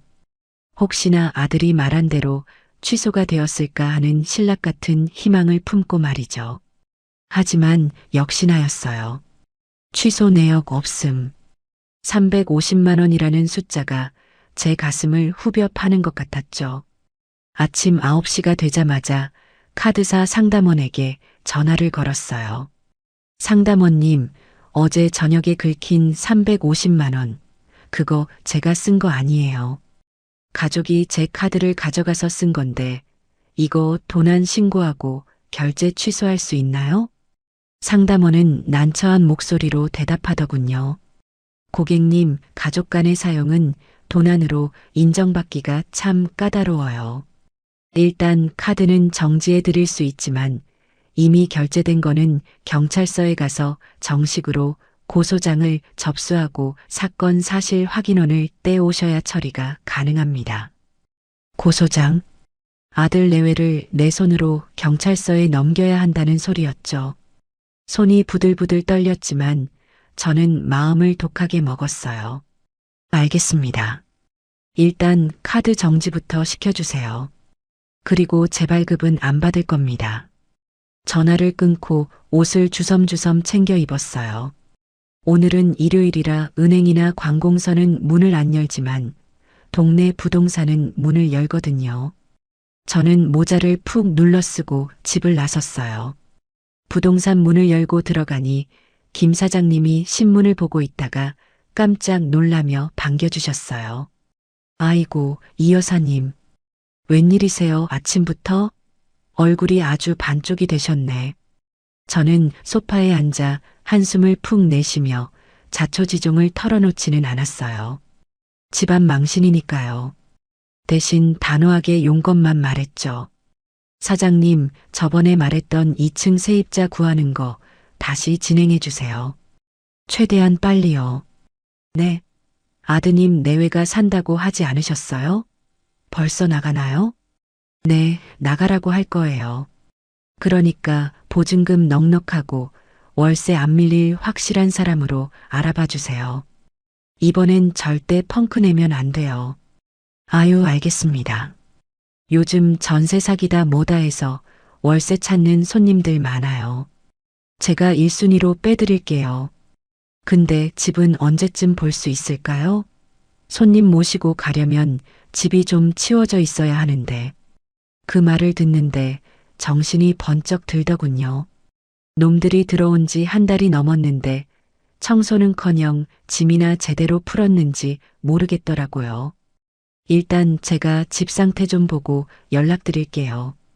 사장님은 손님 명단이나 출연해 주세요. 부동산을 나와서 집으로 돌아오는 길 발걸음이 무거우면서도 한편으로는 전투력이 솟구쳤어요. 집에 도착하니 마침 2층에서 며느리와 아들이 내려오고 있더군요. 둘 다 쫙 빼입은 게 어디 외출하려는 모양이었어요. 며느리 어깨에는 어제 제 카드로 산 그 샤넬 가방이 떡하니 걸려 있었죠. 그 가방을 보는 순간 피가 거꾸로 솟는 것 같았지만 저는 표정을 싹 감추고 태연하게 물었어요. 어디 가니? 며느리는 가방을 슬쩍 뒤로 감추며 눈을 피하더군요. 아, 네. 어머니. 날씨가 좋아서 바람 좀 쐬러요. 집에만 있으니까 우울증이 도지는 것 같아서. 그래. 잘 다녀와라. 점심은 먹고 들어오니? 네, 나가서 먹을게요. 저녁 늦게나 들어올 거니까 기다리지 마세요. 아들은 제 눈치를 살피며 엄마 어제 일은 미안해. 내가 갔다 와서 설명할게. 라고 웅얼거렸어요. 저는 고개를 끄덕이며 그래, 알았다. 하고 짧게 대답했죠. 그들이 대문을 나서는 뒷모습을 보며 저는 차가운 미소를 지었어요. 그래, 잘 갔다 와라. 그 사이 나는 너희의 실체를 확인해야겠다. 그들이 차를 타고 떠나는 걸 확인하자마자 저는 안방 서랍 깊숙한 곳에서 마스터키를 꺼냈어요. 집주인이니까 당연히 비상 열쇠는 가지고 있었죠. 2층 계단을 올라가는데 심장이 쿵쿵 뛰었어요. 도어락에 마스터키를 갖다 대자 띠리링 하고 경쾌한 소리가 나며 문이 열렸어요. 그리고 문을 여는 순간 저는 제 코를 의심했어요. 썩은 내가 진동을 하더군요. 음식물 쓰레기 냄새랑 퀴퀴한 곰팡이 냄새, 그리고 찌든 담배 냄새까지 섞여서 숨을 쉴 수가 없었어요. 신발을 신고 거실로 들어서는 순간 눈앞에 펼쳐진 광경에 다리가 풀려 주저앉을 뻔했죠. 새로 해준 도배지는 여기저기 찢겨 있고 바닥에는 배달 음식 용기가 산더미처럼 쌓여 있었어요. 치킨 뼈 먹다 남은 피자, 조각, 퉁퉁 부른 짬뽕 국물이 담긴 그릇들이 널려 있었죠. 날파리가 윙윙거리며 날아다니고 있었고요. 이게 사람 사는 집이야? 돼지우리도 이것보단 깨끗하겠다. 소파 위에는 입었던 옷가지와 속옷들이 뒤엉켜 있고 제가 빌려갔던 밥솥은 씻지도 않은 채 구석에 처박혀 곰팡이가 피어 있었어요. 화장실 문을 열어보니 더 가관이었죠. 변기 청소를 한 번도 안 했는지 누런때가 껴있고 바닥 타일 사이사이에는 붉은 물때가 잔뜩 끼어 있었어요. 제 샴푸와 린스통은 바닥에 굴러다니고 있었고요. 가장 충격적인 건 안방이었어요. 침대 매트리스 위에는 과자 부스러기가 가득하고 화장대에는 제 화장품들이 뚜껑도 안 닫힌 채 말라 비틀어져 있었어요. 그리고 벽 한쪽에는 매직으로 낙서가 되어 있었는데 자세히 보니 10월드 탈출 기원, 로또 당첨 이런 갈기들이 적혀 있더군요. 남의 집 벽지에 이게 무슨 짓인가요? 저는 떨리는 손으로 핸드폰을 꺼냈어요. 이 참상을 하나도 빠짐없이 기록해야 했으니까요. 동영상 모드로 켜서 거실부터 부엌, 화장실, 안방까지 천천히 훑으며 촬영을 시작했어요. 오늘 날짜 9월 10일. 세입자로 들어온 아들 서민호와 며느리 유지은이 한 달 만에 집을 이 꼴로 만들어놨음. 제 목소리가 녹음되도록 또박또박 상황을 설명하며 증거를 남겼죠. 냉장고 문을 열어보니 안에서 썩은 물이 흘러내리고 있었어요. 반찬통들은 뚜껑이 열린 채 말라 있었고 유통기한 지난 우유팩이 터져서 악취를 풍기고 있었어요. 정말 대단하다, 대단해. 이러고 살면서 나한테 밥을 달라고 하고 빨래를 해달라고 했어? 분노를 넘어 허탈함이 밀려왔어요. 이들은 인간으로서의 기본 생활 습관조차 없는 사람들이었어요. 이런 사람들에게 내 집을, 내 노후를 맡길 뻔했다니. 증거 수집을 마치고 나오려는데 거실 탁자 위에 놓인 다이어리 하나가 눈에 띄었어요. 며느리 것이었죠. 남의 일기장을 훔쳐보는 건 예의가 아니지만 지금 상황에서 예의 따질 게 뭐 있나요? 저는 다이어리를 펼쳐봤어요. 8월 15일 시어머니 호구잡기 성공. 밥도 공짜, 집도 공짜. 게이득. 8월 25일 전기세 폭탄 터짐. 늙은이가 돈도 많으면서 징징댐. 어차피 낼 거면서 튕기기는. 9월 5일 칠순 선물 핑계로 가방 하나 질러야지. 카드 훔칠 타이밍만 보는 중. 일기장을 읽는데 손이 차갑게 식더군요. 이건 단순히 철없는 며느리의 투정이 아니었어요. 저를 철저히 이용해 먹으려는 악의적인 계획이었죠. 저는 다이어리 내용도 사진으로 다 찍어뒀어요. 나중에 딴소리하면 이걸 코앞에 들이밀 생각이었으니까요. 2층 문을 다시 잠그고 내려오는데 다리가 후들거려서 난간을 잡고 한참을 서 있었어요. 이제 망설임은 끝났어요. 저는 1층으로 내려와 컴퓨터 앞에 앉았어요. 그리고 검색창에 내용 증명 작성법을 쳤죠. 평생 법 없이도 살았던 제가 난생 처음으로 법적 문서를 작성하기 시작했어요. 수신인 서민호, 유지은, 발신인 이연주 제목 임대차 계약 해지 및 퇴거 요청 통보서. 귀아들은 본인 소유의 주택 2층을 무상으로 사용하고 있으나 관리비 및 공과금 납부 약속을 이행하지 않았음. 또한 주택 내부를 심각하게 훼손하고 오염시켜 막대한 재산상의 손해를 입혔음. 이에 본인은 구두로 합의했던 무상임대 계약을 즉시 해지하며 본 통지서를 수령한 날로부터 7일 이내에 퇴거할 것을 강력히 요청함. 만약 기한 내에 퇴거하지 않을 경우 단수조치 및 명도 소송을 진행할 것이며 이에 따른 모든 법적 비용과 손해배상은 귀아들이 부담해야 함. 타자를 치는 손가락 끝에 힘이 들어갔어요. 그리고 마지막 줄에 덧붙였죠. 추신 본인의 신용카드를 무단 사용하여 구매한 350만 원 상당의 물품에 대해서도 즉시 변제하지 않을 시 절도 및 사기 혐의로 형사 고발 조치하겠음. 문서를 완성하고 프린터로 3부를 출력했어요. 한 부는 제가 갖고, 한 부는 우체국 보관용, 한 부는 그들에게 보낼 용도였죠. 내일 당장 우체국 가서 등기로 붙일 생각이었어요. 같은 집에 살면서 등기로 보내는 게 웃기지만 법적 효력을 위해서는 이게 가장 확실한 방법이라고 하더군요. 저녁 10시가 넘어서야 놈들이 들어왔어요. 양손에 쇼핑백을 또 들고 있더군요. 백화점 식품관에서 사온 비싼 초밥과 와인들이었어요. 돈 없다더니 씀씀이는 재벌 회장님 저리 가라였죠. 어머니, 안 주무셨어요? 저희 왔어요. 며느리가 술이 거나하게 취해서 1층 창문을 두드렸어요. 저는 커튼을 걷고 무표정하게 그들을 바라봤죠. 그래, 왔다. 어머니, 이거 좀 드실래요? 백화점 갔다가 마감 세일하길래 사왔는데. 랍스터도 있어요. 됐다. 너희나 실컷 먹어라. 그게 마지막 만찬이 될 테니까. 네. 뭐라고요? 안 들려요.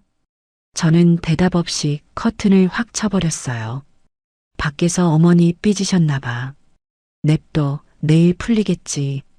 라고 킥킥거리는 소리가 들렸어요. 잠자리에 누웠지만 잠이 오지 않았어요. 2층에서 들려오는 웃음소리와 음악소리가 오늘따라 더 선명하게 들렸거든요. 하지만 화가 나지는 않았어요. 오히려 차분해졌죠. 폭풍우가 몰아치기 직전의 고요함이랄까요. 저는 천장을 바라보며 나직이 중얼거렸어요. 그래, 웃어라. 실컷 웃어도 내일부터는 울 일밖에 없을 테니까. 월요일 아침 저는 누구보다 일찍 일어나 우체국으로 향했어요. 문 열자마자 1번 대기표를 뽑고 내용 증명을 접수했죠. 우체국 직원이 서류를 훑어보더니 가족한테 보내시는 거예요? 하고 조심스럽게 물었어요. 저는 덤덤하게 대답했죠. 네, 가족이라서 더 확실하게 해야겠더라고요. 등기 우편은 보통 다음 날 도착하지만 같은 동네라 그런지 당일 오후에 바로 도착하더군요. 저는 거실에서 집 빼온 오토바이 소리를 기다리고 있었어요. 오후 2시쯤 택배요 등기 왔습니다. 하는 소리가 2층 계단 쪽에서 들렸어요. 저는 살금살금 현관으로 나가 귀를 기울였죠. 서민호 씨, 유지은 씨 계십니까? 본인 확인해야 합니다. 네, 누구세요? 아, 등기요? 아들의 잠긴 목소리가 들렸어요. 도장을 찍는 소리, 집 빼온 오토바이가 떠나는 소리가 들린 후 잠시 정적이 흘렀어요. 그리고 1분도 안 돼서 2층에서야 이게 뭐야? 하는 며느리의 비명소리가 터져나왔죠. 쿵쿵쿵쿵 계단을 부서져라 뛰어내려오는 소리가 들리더니 1층 현관문을 쾅쾅 두드리기 시작했어요. 어머니, 문 열어요. 당장 문 열어요. 저는 커피 한 잔을 타서 식탁에 앉은 채로 인터폰을 눌러 문을 열어줬어요. 며느리가 내용 증명 봉투를 손에 쥐고 씩씩거리며 들어오더군요. 뒤따라 들어온 아들은 사색이 되어 있었고요. 어머니, 이게 뭐예요? 내용 증명? 퇴거 요청? 지금 저희 보고 나가라는 거예요? 장난하세요? 며느리는 종이를 식탁 위에 내동댕이 쳤어요. 종이가 팔랑거리며 제 커피잔 옆에 떨어졌죠. 장난? 내가 법무사 비용 아끼려고 직접 쓴 건데 장난으로 보이니? 글자 그대로다. 일주일 줄 테니 나가라. 아니, 어머니. 갑자기 왜 이러세요? 6개월 살기로 했잖아요. 아직 2달도 안 됐는데 나가라니요. 이건 계약 위반이라고요. 계약? 너희가 계약 썼었니? 그리고 계약의 기본은 신뢰야. 너희가 공과금 냈니? 관리비 냈니? 그것도 모자라 내 카드로 사기를 쳤잖니. 계약 위반은 너가 먼저 했어. 제가 조목조목 따지자 며느리는 말문이 막혔는지 얼굴이 불그락푸르락해졌어요. 그러더니 갑자기 억지를 쓰기 시작하더군요. 가족끼리 무슨 계약 타령이에요. 그리고 저희가 안 낸다고 했어요? 나중에 드린다고 했잖아요. 350만 원도 민호 씨가 일해서 갚는다고 했고요. 어머니 진짜 치매 오셨어요? 왜 이렇게 사람 말을 못 알아들으세요? 치매? 너 말 다 했니? 그래, 나 치매라고 치자. 그러니까 더더욱 내 재산 내가 지켜야겠어. 너희 같은 도둑놈들한테 뺏기기 전에. 도둑놈? 와, 말 진짜 심하게 하시네. 민호 씨, 보고만 있을 거야? 엄마가 우리를 도둑 취급하는데 가만히 있어? 며느리는 아들을 툭 치며 소리쳤어요. 아들은 울상이 되어 저에게 매달렸어요. 엄마, 왜 그래? 우리가 잘못했어. 카드값은 내가 진짜 어떻게든 갚을게. 그리고 청소도 싹 해놓을게. 제발 나가라고만 하지 마. 우리 갈 데 없잖아. 민호야, 기회는 이미 여러 번 줬어. 칠순날 저녁, 너희가 나를 얼마나 비참하게 만들었는지 기억하니? 그때 내 마음도 다쳤다. 더 이상 긴 말하기 싫으니 나가라. 일주일이다. 다음 주 월요일까지 안 비우면 강제 집행 들어갈 거야. 강제 집행이요? 해보세요. 어디? 저희 절대 못 나가요. 배째라니까요. 여기 제 주민등록도 돼 있고 점유권도 있다고요. 며느리는 악을 쓰며 식탁 의자를 발로 찼어요. 의자가 넘어지며 쿵소리가 났죠. 어머, 힘까지 쓰니? 이것도 다 증거로 남길 거다. 저는 주머니에서 핸드폰을 꺼내 녹음 버튼을 눌렀어요. 그러자 며느리가 기겁을 하며 달려들었죠. 녹음? 이거 안 꺼요? 진짜 노인네가 못하는 짓이 없네. 손대지 마라. 내 몸에 손 떼면 죄 하나 더 추가다. 제가 소리를 지르자 아들이 며느리를 뜯어 말렸어요. 지은아, 그만해. 엄마 화나셨잖아. 일단 올라가자. 올라가서 얘기해. 이거 나. 어머니가 지금 우릴 내쫓겠다잖아. 이대로 나가면 우리 길바닥이야. 어머니, 진짜 후회하실 거예요. 손주 보고 싶지 않으세요? 저 임신했을 수도 있다고요. 또 그놈의 임신 타령. 저번에는 임신 준비 중이라더니 이제는 했을 수도 있다고요? 임신? 술을 그렇게 퍼마시고 다니는데 임신이 됐겠니? 거짓말도 좀 그럴듯하게 해라. 그리고 임신했으면 태교를 위해서라도 좋은 환경으로 나가라. 곰팡이 핀 집에서 애 키우고 싶니? 제 말에 며느리는 눈이 휘둥그레졌어요. 곰팡이 핀 거 어떻게 아셨어요? 아, 어머니, 저희 없을 때 들어오셨죠? 이거 주거침입이에요. 경찰 부를 거예요. 불러라. 당장 불러. 와서 집골이 어떤지 경찰 아저씨들한테 구경 좀 시켜주자. 그리고 너희가 쓴 카드 내역도 다 보여주고. 제가 더 크게 소리치자 며느리는 움찔하더군요. 경찰이 오면 자신들이 불리하다는 걸 본능적으로 안 거겠죠. 두고 봐요. 저희 절대 안 나가요. 버티면 그만이야. 법대로 하려면 1년은 걸릴걸요? 그때까지 공짜로 잘 살게요. 며느리는 씩씩거리며 현관을 나갔어요. 아들은 엄마 미안해. 내가 다시 잘 말해볼게. 라며 힘없이 뒤따라 나갔고요. 그들이 올라가고 나서 저는 바로 다음 단계 행동에 들어갔어요. 미리 준비해둔 A4 용지 코팅본을 들고 밖으로 나갔죠. 경고장. 수신 2층 무단 점유자. 내용 2025년 9월 17일까지 퇴거하지 않을 시 예고 없이 단수수도 차단 조치 및 전기 공급 중단을 시행함.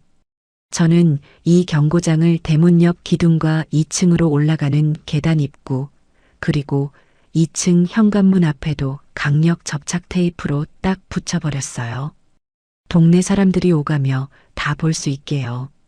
마침 옆집 사는 박씨 아줌마가 지나가다 그걸 보고 멈춰 섰어요.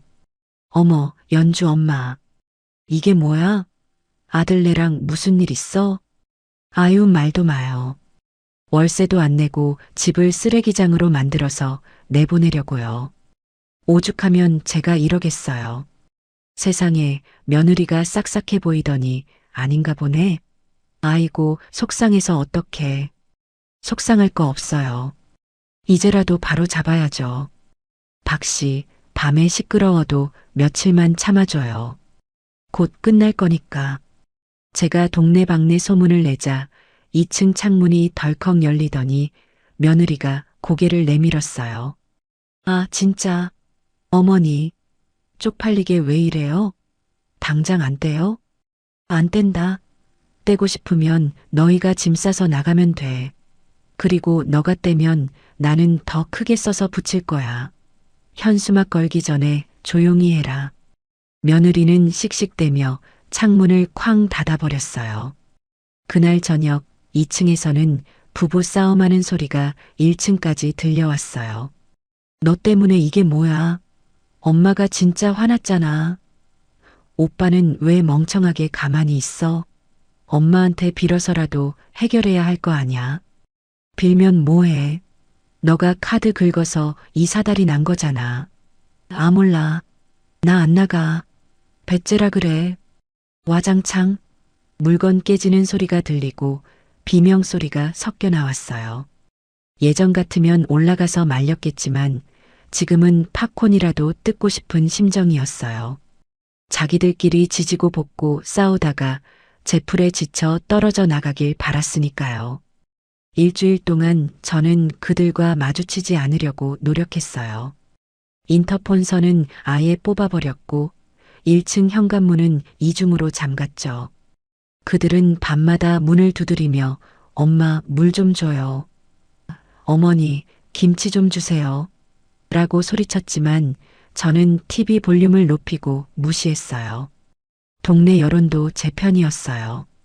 경고장을 본 이웃들이 며느리를 볼 때마다 수군거렸거든요. 저 집 며느리가 시어머니 등골을 빼먹는다며 명품 가방 사느라 시어머니 카드를 훔쳤대. 소문은 발보다 빨랐죠.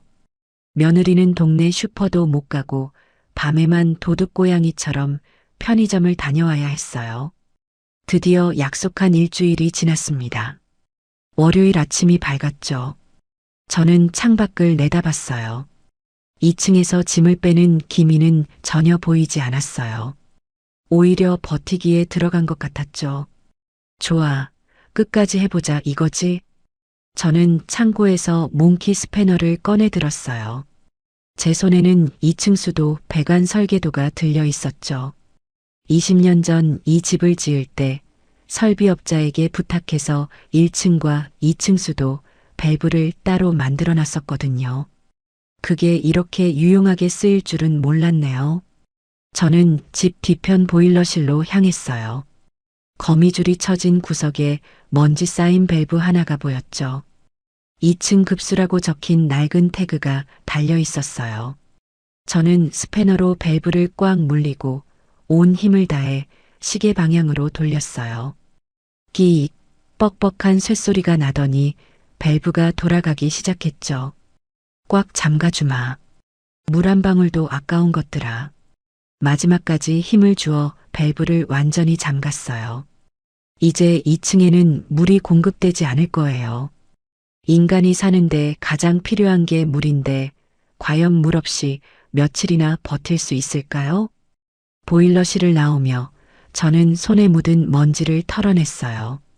하늘은 맑고 제 마음도 맑았죠. 이제 곧 벌어질 대혼란을 상상하니 웃음이 절로 나왔어요. 단수 조치를 한 지 반나절이 지났어요. 오전 11시쯤 되었을까 2층에서 다급한 발소리가 들리더니 1층 현관문을 부서져라 두드리는 소리가 났어요. 어머니, 문 좀 열어봐요. 물이 안 나와요. 며느리의 목소리는 거의 비명에 가까웠어요. 저는 느긋하게 인터폰을 연결했죠. 화면 속 며느리는 머리에 샴푸 거품을 잔뜩 묻힌 채 수건으로 대충 몸을 가리고 있었어요. 씻다가 물이 끊긴 모양이었죠. 그 꼴을 보니 웃음이 터지려는 걸 억지로 참았어요. 왜 그러니?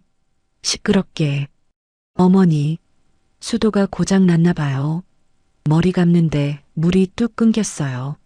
눈 따가워 죽겠네, 진짜. 빨리 1층 문 좀 열어줘요. 씻어야 한다고요. 고장 난 거 아니다. 내가 잠갔다. 네, 잠가요? 왜요? 내가 경고장에 써놨지? 일주일 내로 안 나가면 단수한다고. 오늘이 그날이다. 나가기 전까진 물 한 방울도 못 쓴다. 며느리는 눈을 씻고 싶어서 발을 동동 구르며 소리쳤어요. 아, 어머니 진짜 미쳤어요? 사람 죽는 꼴 보고 싶어요? 눈 따갑다고요. 일단 문 열어달라고요. 싫다. 정급하면 마당에 있는 수도가 가서 씻어라. 거기 호스는 아직 안 잠갔다. 뭐라고요? 밖에서 씻으라고요? 이 대낮에 동네 사람들 다 보는데? 그럼 짐 싸서 나가든가. 선택은 너가 해라. 저는 인터폰을 뚝 끊어버렸어요. 잠시 후 마당 쪽에서 차가워 하는 비명소리가 들렸어요. 커튼 틈으로 내다보니 며느리가 마당 수도가에서 호스로 머리를 헹구고 있더군요. 찬물이라 벌벌 떨면서요. 지나가던 택배기사가 그 모습을 힐끔거리며 쳐다보고 있었죠. 꼴이 말이 아니었어요.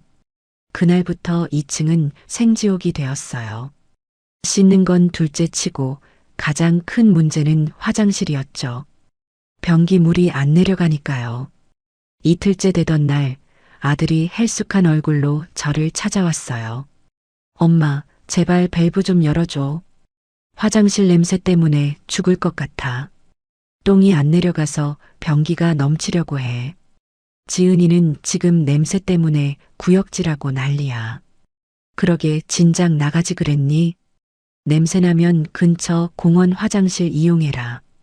운동도 되고 좋잖니. 엄마, 진짜 너무하다.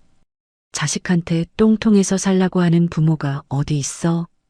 자식 돈 훔쳐서 명품 사는 자식은 있고 너희가 자초한 일이야. 내 집 더럽히지 말고 당장 짐 싸서 나가. 아들은 고개를 떨구고 돌아갔어요. 그날 밤 저는 창문 너머로 그들이 검은 비닐봉지를 들고 몰래 나가는 걸 목격했어요. 아마도 용변을 본 봉투를 버리러 가는 거겠죠. 정말 비참하고 더러운 꼴이었지만 동정심은 생기지 않았어요. 3일째 되는 날 드디어 백기를 들더군요. 며느리가 짐 가방 하나를 들고 내려와서 울면서 말했어요. 어머니, 나갈게요. 나간다고요. 그러니까 제발 물 좀 틀어주세요. 씻고 짐 싸야 할 거 아니에요. 짐 다 빼고 검사 받으면 그때 틀어주마. 지금 꼴로 어딜 씻어? 찜질방이라도 가서 씻고 와라. 돈 없다니까요. 찜질방 갈 돈 좀 주세요, 그럼. 끝까지 돈 타령이더군요. 저는 지갑에서 10,000원짜리 2장을 꺼내 던져줬어요. 옛다. 이거 가지고 가서 씻고 그동안 너희 짐은 내가 이삿짐 센터 불러서 빼놓을 테니까 몸만 나가라. 네. 이삿짐 센터요? 우리 짐을 어디로 뺀다는 거예요? 마당에 있는 창고. 거기 비워뒀다. 너희 갈 데 없다며? 집 구할 때까지 짐은 거기 보관해 주마. 그것도 감지덕지인 줄 알아라. 며느리는 입술을 깨물며 노려봤지만 더 이상 버틸 힘이 없어 보였어요. 며칠 못 씻어서 머리는 떡져 있고 냄새가 났거든요.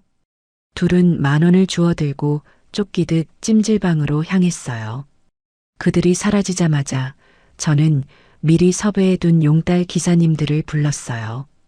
기사님, 2층에 있는 짐 싹 다 빼주세요. 쓰레기는 다 버려주시고요. 쓸만한 가구나 옷까지는 마당 창고에 넣어주세요. 기사님 세 분이 올라가시더니 혀를 내두르셨어요. 어우, 사모님. 집이 완전 쓰레기장이네요. 이거 사람 살던 곳 맞습니까? 냄새가 아주. 죄송해요. 비용은 더 드릴 테니 깨끗하게만 비워주세요. 반나절 동안 대청소가 이루어졌어요. 썩은 음식물과 쓰레기 봉투만 10개가 넘게 나왔죠. 며느리의 옷가지와 아들의 잡동사니들은 창고에 차곡차곡 쌓였어요. 2층이 텅 비자 제 속이 뻥 뚫리는 것 같았어요. 청소가 끝나고 저는 열쇠 수리공을 불렀어요. 사장님, 여기 2층 도어락 새 걸로 교체해 주세요. 비밀번호는 제가 지정할게요. 네, 알겠습니다. 기존 거 떼어내고 최신형으로 달아드릴게요. 도어락이 교체되고 저는 비밀번호를 입력했어요. 이제 그들은 비밀번호를 몰라서 못 들어올 거예요. 마스터키도 소용없게 아예 기계를 바꿔버렸으니까요. 저녁이 되자 아들 내외가 뽀송뽀송해진 얼굴로 돌아왔어요. 찜질방에서 푹 쉬고 왔는지 얼굴색이 좀 돌아왔더군요. 하지만 그들의 표정은 집 앞에 쌓인 쓰레기 더미를 보고 다시 굳어졌어요. 이거 우리 쓰레기 아니야? 짐을 벌써 다 뺐어? 그들은 허겁지겁 2층으로 올라갔어요. 하지만 도어락은 굳게 닫혀 있었죠. 띠띠띠띠, 띠띠띠띠. 몇 번을 눌러도 문은 열리지 않았어요. 어머니, 문이 안 열려요. 비밀번호 뭐예요? 저는 마당에 나와서 팔짱을 끼고 그들을 올려다봤어요. 비밀번호? 알려줄 필요 없다. 너희 짐은 저기 창고에 다 넣어놨으니까. 저는 손가락으로 마당 구석의 낡은 조립식 창고를 가리켰어요. 며느리는 경악하며 소리쳤어요. 뭐라고요? 저 좁은 창고에 우리 짐을 다 넣었다고요? 내 명품 가방은요? 내 옷들은요? 거기 쥐 나온단 말이에요. 쥐가 나오든 바퀴벌레가 나오든 내 알 바 아니다. 2층은 이제 내 집이야. 너희는 접근 금지다. 아, 진짜. 어머니 너무하시네. 그럼 우린 어디서 자라고요? 잘 곳은 마련해주고 내쫓아야죠. 내가 너희 부모지 숙박업소 사장이니? 너희 나이 30 넘었다. 잘 곳은 알아서 해결해.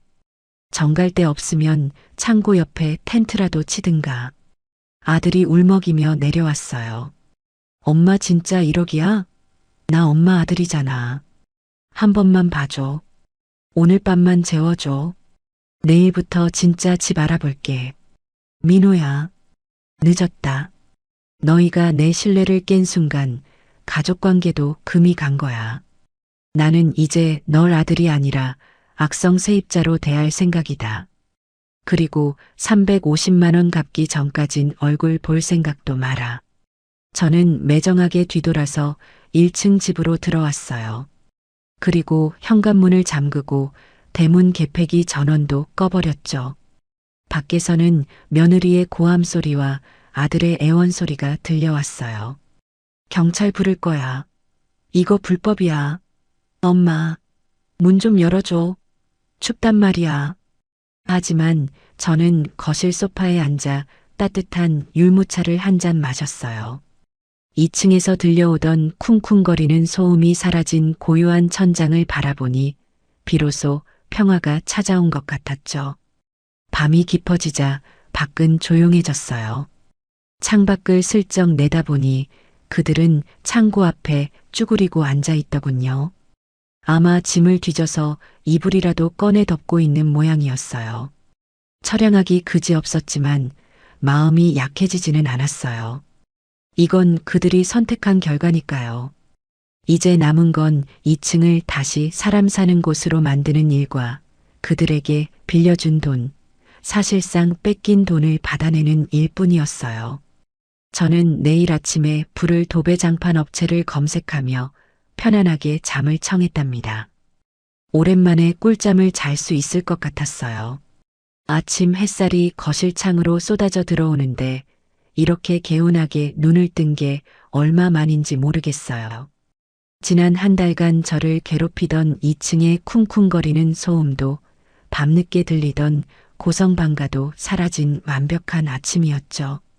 저는 느긋하게 기지개를 켜고 주방으로 나갔어요.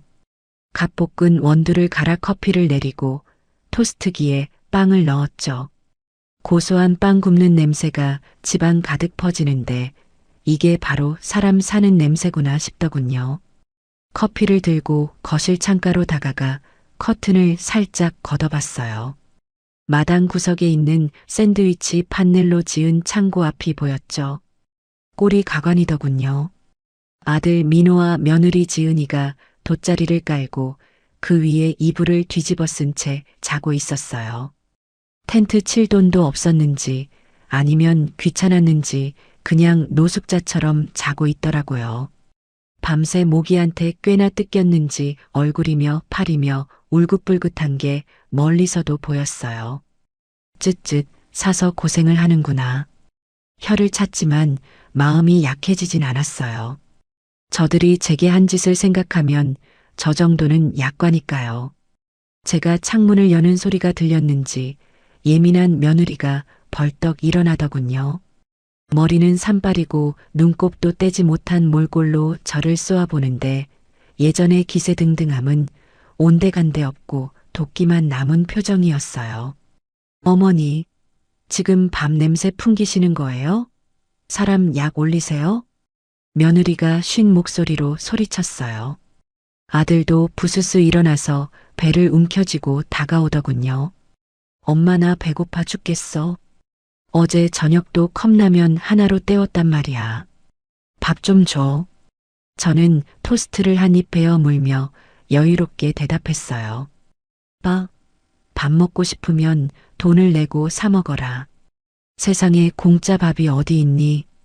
정 배고프면 저기 마당에 떨어진 감이라도 주워 먹든가. 아 진짜 치사하게 먹는 거 가지고 1억이에요? 엄마 진짜 독하다. 어떻게 자식을 밖에서 재워? 내가 밖에서 자라고 등 떠밀었니? 너희가 350만 원 안 갚고 버티니까 그런 거잖아. 돈 갚고 짐 빼서 나가면 돼. 누가 여기 있으라고 붙잡았니? 돈 없다고요. 몇 번을 말해요. 그리고 350만 원 때문에 아들 부부를 거지꼴로 만들어요? 그깟 돈이 뭐라고. 며느리가 악을 쓰며 달려들 기세였지만 1층 현관문은 굳게 잠겨 있었죠. 그깟 돈? 너희한테는 그깟 돈일지 몰라도 나한테는 피 같은 돈이다. 그리고 남의 돈 우습게 아는 것들은 좀 당해봐야 정신을 차리지. 아참, 나 오늘 바쁘니까 시끄럽게 하지 마라. 손님 오신다. 저는 창문을 닫고 커튼을 쳐버렸어요. 밖에서 어머니, 문 열어줘요. 화장실이라도 좀 쓰게 해줘요. 하고 두드리는 소리가 났지만 무시했죠. 오전 10시가 되자 약속한 인테리어 업체 사장님과 인부들이 도착했어요. 트럭 2대가 마당으로 들어오자 창고 앞에 쭈그리고 앉아있던 아들 내외가 깜짝 놀라 일어났어요. 사장님, 여기 2층 공사하러 오신 거죠? 제가 현관을 나가며 맞이했죠. 네, 사모님. 도배랑 장판, 그리고 화장실 수리 싹 다 견적낸 대로 진행하면 되죠? 네, 최대한 빨리, 그리고 아주 깨끗하게 해주세요. 전에 살던 사람들이 워낙 험하게 써서 냄새가 좀 날 거예요. 인부들이 장비를 챙겨서 2층으로 올라가려는데 아들이 앞을 막아섰어요. 잠깐만요. 아저씨들 뭐해요? 남의 집에 함부로 들어가시면 안 되죠. 인테리어 사장님이 황당하다는 듯 저를 쳐다봤어요. 이분들은 누구세요? 아, 신경 쓰지 마세요. 전에 살다가 쫓겨난 세입자들이에요. 아직 미련이 남아서 저러나 봐요. 비키라고 하세요. 뭐라고요? 세입자? 저 이 집 아들이에요. 엄마, 지금 2층을 뜯어 고치겠다는 거야? 돈 없다며. 리모델링할 돈은 있고 우리 줄 돈은 없어? 아들이 길길이 날뛰자 며느리도 합세했어요.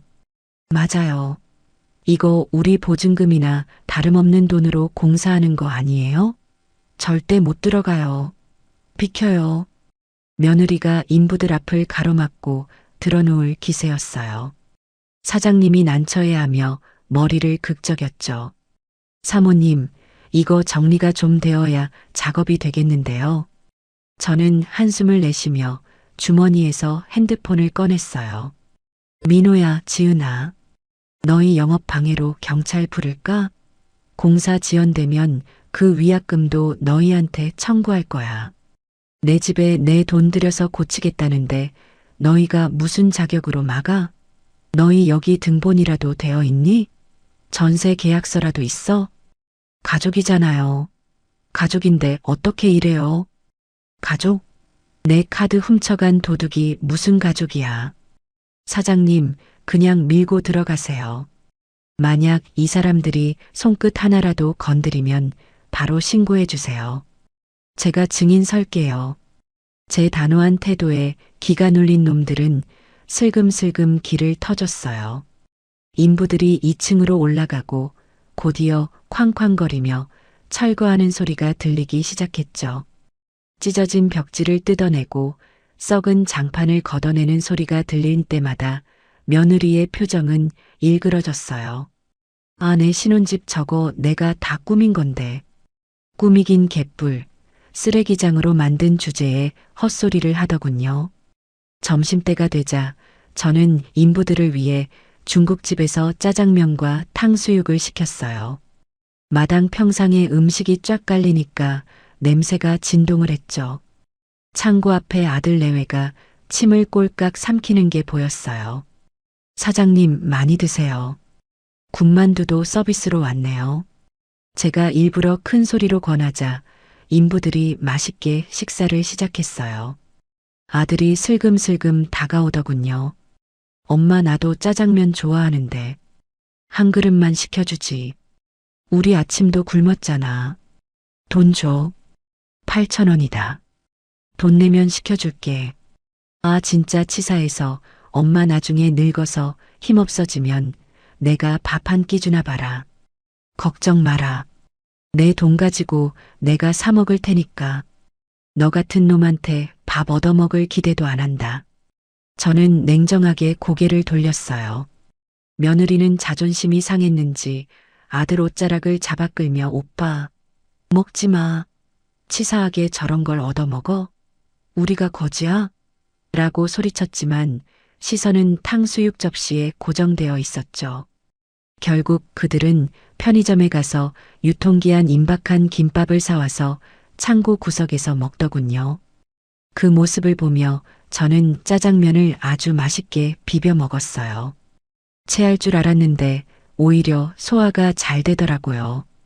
공사는 3일 내내 이어졌어요. 그동안 아들 내외는 꼬질꼬질한 몰골로 마당 수도가에서 대충 씻고 밤에는 모기와 싸우며 지냈죠. 2층에서 뜯어낸 곰팡이 핀 벽지와 쓰레기들이 트럭에 실려 나갈 때마다 며느리는 저거 내 옷 아니야? 내 화장품 아니야? 하며 뒤지려 했지만 인부 아저씨들이 이거 다 썩어서 못 써요, 아가씨. 냄새나니까 저리 가요. 하고 쫓아냈어요. 3일 뒤 리모델링이 끝났어요. 저는 사장님과 함께 2층을 둘러봤죠. 와, 사장님. 정말 새 집이 됐네요. 곰팡이 냄새는 싹 사라지고 하얀색 실크 벽지에 밝은 우드톤 장판이 깔리니 집이 훨씬 넓어 보였어요. 싱크대도 새하얀 하이그로시로 바꿨고 화장실도 반짝반짝 빛이 났죠. 사모님 안목이 좋으셔서 자재를 잘 고르셨어요. 이제 월세 10만 원은 더 받아도 되겠는데요? 그럼요. 이제야 좀 집 같네요. 제가 2층 베란다 창문을 활짝 열고 아래를 내려다봤어요. 마당에 있던 아들과 며느리가 멍하니 올려다보고 있었죠. 어때? 이제 좀 깨끗하지? 너희가 살 때랑은 차원이 다르지? 제가 비꼬자 며느리가 입술을 파르르 떨며 소리쳤어요. 어머니, 거기는 우리 집이었다고요. 남 좋은 일만 시키고 진짜 너무해요. 너희 집? 착각하지 마라. 여긴 내 집이다. 그리고 이제 여기 들어올 사람은 너희랑은 격이 다른 사람이야. 너희처럼 더럽게 안 쓰고 깔끔하게 쓸 사람이지. 두고 봐요. 어떤 놈이 들어오는지 내가 가만 안 둘 거야. 매일 올라가서 깽판 칠 거라고요. 그래.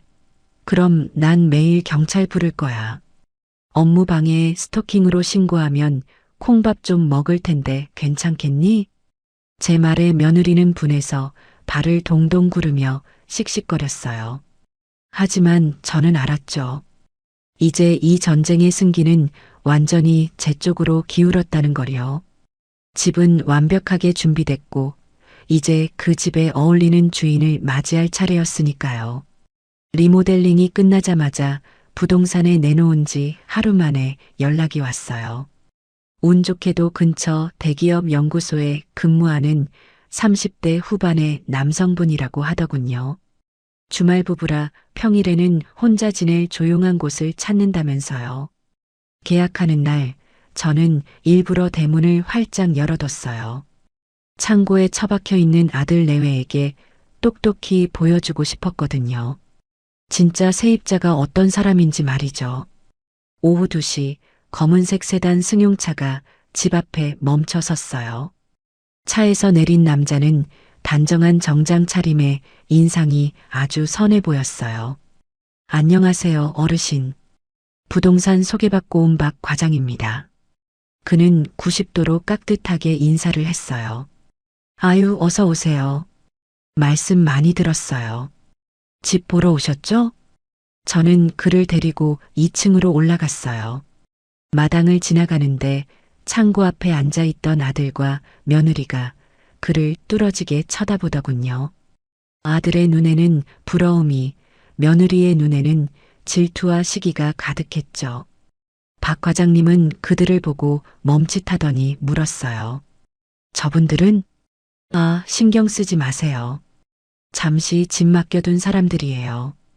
곧 나갈 겁니다. 제가 대수롭지 않게 말하자 박 과장님은 가볍게 목례를 하고 2층으로 올라갔어요.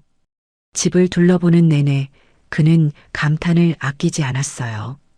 어르신, 집 관리를 정말 잘하셨네요. 냄새도 하나도 안 나고 너무 깨끗해요. 햇볕도 잘 들고 제가 딱 찾던 집입니다. 그렇죠? 제가 이번에 싹 고쳤어요. 혼자 지내시기엔 딱일 거예요. 네, 마음에 듭니다. 바로 계약하시죠. 보증금은 오늘 바로 이체해 드리겠습니다. 그 자리에서 쿨하게 계약이 성사됐어요. 보증금 3천만 원에 월세 90만 원. 아들 내외가 땡전 한 푼 안 내고 살 때와는 비교도 안 되는 조건이었죠. 계약서를 쓰고 내려오는데 며느리가 대문 앞을 막아섰어요. 저기요, 아저씨, 이 집 계약하지 마세요. 박 과장님이 놀라서 쳐다봤어요. 네, 무슨 말씀이신지. 여기 집주인 할머니 진짜 성격 이상해요. 저희도 여기 살다가 쫓겨났거든요. 물 끊고 전기 끊고 사람 괴롭히는 악덕 집주인이라고요. 아저씨도 들어오면 후회하실걸요? 며느리는 저를 헐뜯으며 계약을 파기시키려고 안간힘을 썼어요. 아들도 거들었죠. 맞아요. 엄마 아니, 이 할머니가 돈독이 올라서 세입자들 등골 빼먹는 사람이에요. 다른 집 알아보시는 게 좋을 거예요. 저는 기가 막혀서 나서려는데 박 과장님이 웃으며 대꾸하더군요. 아, 그렇습니까? 그런데 제가 보기엔 어르신이 아주 합리적인 분 같으신데요. 집 상태만 봐도 주인이 집에 얼마나 애정을 갖고 있는지 알 수 있거든요. 그리고 두 분 말씀하시는 걸 보니 왜 쫓겨나셨는지 대충 짐작이 갑니다. 박 과장님의 뼈 있는 한마디에 며느리 얼굴이 벌개졌어요. 뭐라고요? 지금 우리 무시하는 거예요? 무시가 아니라 팩트입니다. 남의 계약 방해하지 마시고 비키시죠. 경찰 부르기 전에. 박 과장님은 점잖지만 단호하게 말하고는 차에 올라탔어요. 그러고는 창문을 내리고 저에게 인사했죠. 어르신, 다음 주에 이사 오겠습니다. 그때 뵙죠. 차가 떠나고 나자 저는 며느리를 노려봤어요. 봤니? 저게 배운 사람의 태도야. 너희처럼 바락바락 대드는 게 아니라 창피한 줄 알아야지. 아오, 진짜 재수 없어. 저런 놈이 들어온다고? 두고 봐요. 내가 매일 밤마다 꽹과리를 쳐서라도 못 살게 할 거야. 해봐라. 박 과장님 대기업 법무팀이랑 친하다더라. 너희 콩밥 먹고 싶으면 얼마든지. 일주일 후 박 과장님이 이사를 왔어요. 짐도 많지 않아서 금방 끝났죠. 그는 이사 오자마자 최고급 롤케이크와 과일 바구니를 들고 1층으로 내려왔어요. 어르신, 잘 부탁드립니다. 떡 대신 요즘 젊은 친구들이 좋아하는 걸로 사왔는데 입에 맞으실지 모르겠네요. 아유, 뭘 이런 걸 다. 고마워요. 잘 먹을게요. 제가 과일을 받아들고 흐뭇해하는데 밖에서 그 모습을 지켜보던 아들 내외의 눈빛이 흔들렸어요. 며느리가 아들 옆구리를 찌르며 속삭이는 소리가 들렸죠. 야, 저거 봐. 샤인머스켓이야. 나 저거 진짜 먹고 싶은데. 오빠가 가서 좀 달라고 해봐. 아까 보니까 사람 좋아 보이던데. 아들은 쭈뼛쭈뼛하며 현관으로 다가왔어요. 저 아저씨, 이사 축하드려요. 저희는 여기 잠시 머무는 사람들인데 떡 같은 거 안 돌리시나요? 박 과장님은 아들을 빤히 쳐다보더니 롤케이크 상자 하나를 더 꺼내는가 싶더니 다시 집어넣었어요. 아, 죄송합니다. 제가 여분이 없네요. 그리고 외부인한테 함부로 음식 나누지 않는 주의라서요. 네, 외부인이라니요? 저 이 집 아들이에요. 아, 그러세요? 아드님이 왜 밖에서 주무시는지는 모르겠지만 아무튼 저는 어르신과 계약했지 아드님과 계약한 게 아니라서요. 그럼 쉬세요. 박 과장님은 정중하게 거절하고 2층으로 올라가 버렸어요. 아들은 민망함에 얼굴이 터질 것 같아 보였죠. 그날 저녁 저는 박 과장님이 준 샤인머스켓을 씻어서 아주 맛있게 먹었어요. 창문을 열어두고 TV를 보는데 밖에서는 며느리가 아들에게 소리 지르는 소리가 들렸어요. 오빠는 바보야? 멍청이야? 그거 하나 못 얻어와? 아, 배고파. 컵라면 지겨워 죽겠다고. 나보고 어쩌라고. 저 사람이 안 준다는데. 너가 가서 달라고 하든가. 아, 진짜 무능력해. 내가 눈이 삐었지. 오빠 같은 거랑 결혼해서. 둘이 싸우는 소리가 자장가처럼 들리더군요. 1층은 과일 향기로 가득하고 2층은 점잖은 세입자 덕분에 쥐 죽은 듯 조용한데 마당 구석만 아비규환이었죠. 이 대비되는 상황이 너무나 통쾌해서 저는 웃음을 멈출 수가 없었어요. 하지만 이건 시작에 불과했어요. 박 과장님이 들어오고 나서부터 아들 내외의 비참함은 매일매일 갱신되었으니까요. 박 과장님은 출근할 때마다 말끔한 정장을 입고 좋은 차를 타고 나가는데 아들은 며칠째 못 감은 머리에 추리닝 바람으로 그 차 꽁무니만 바라봐야 했죠. 그러던 어느 날 며느리가 대형 사고를 쳤어요. 질투심에 눈이 멀어 박 과장님 차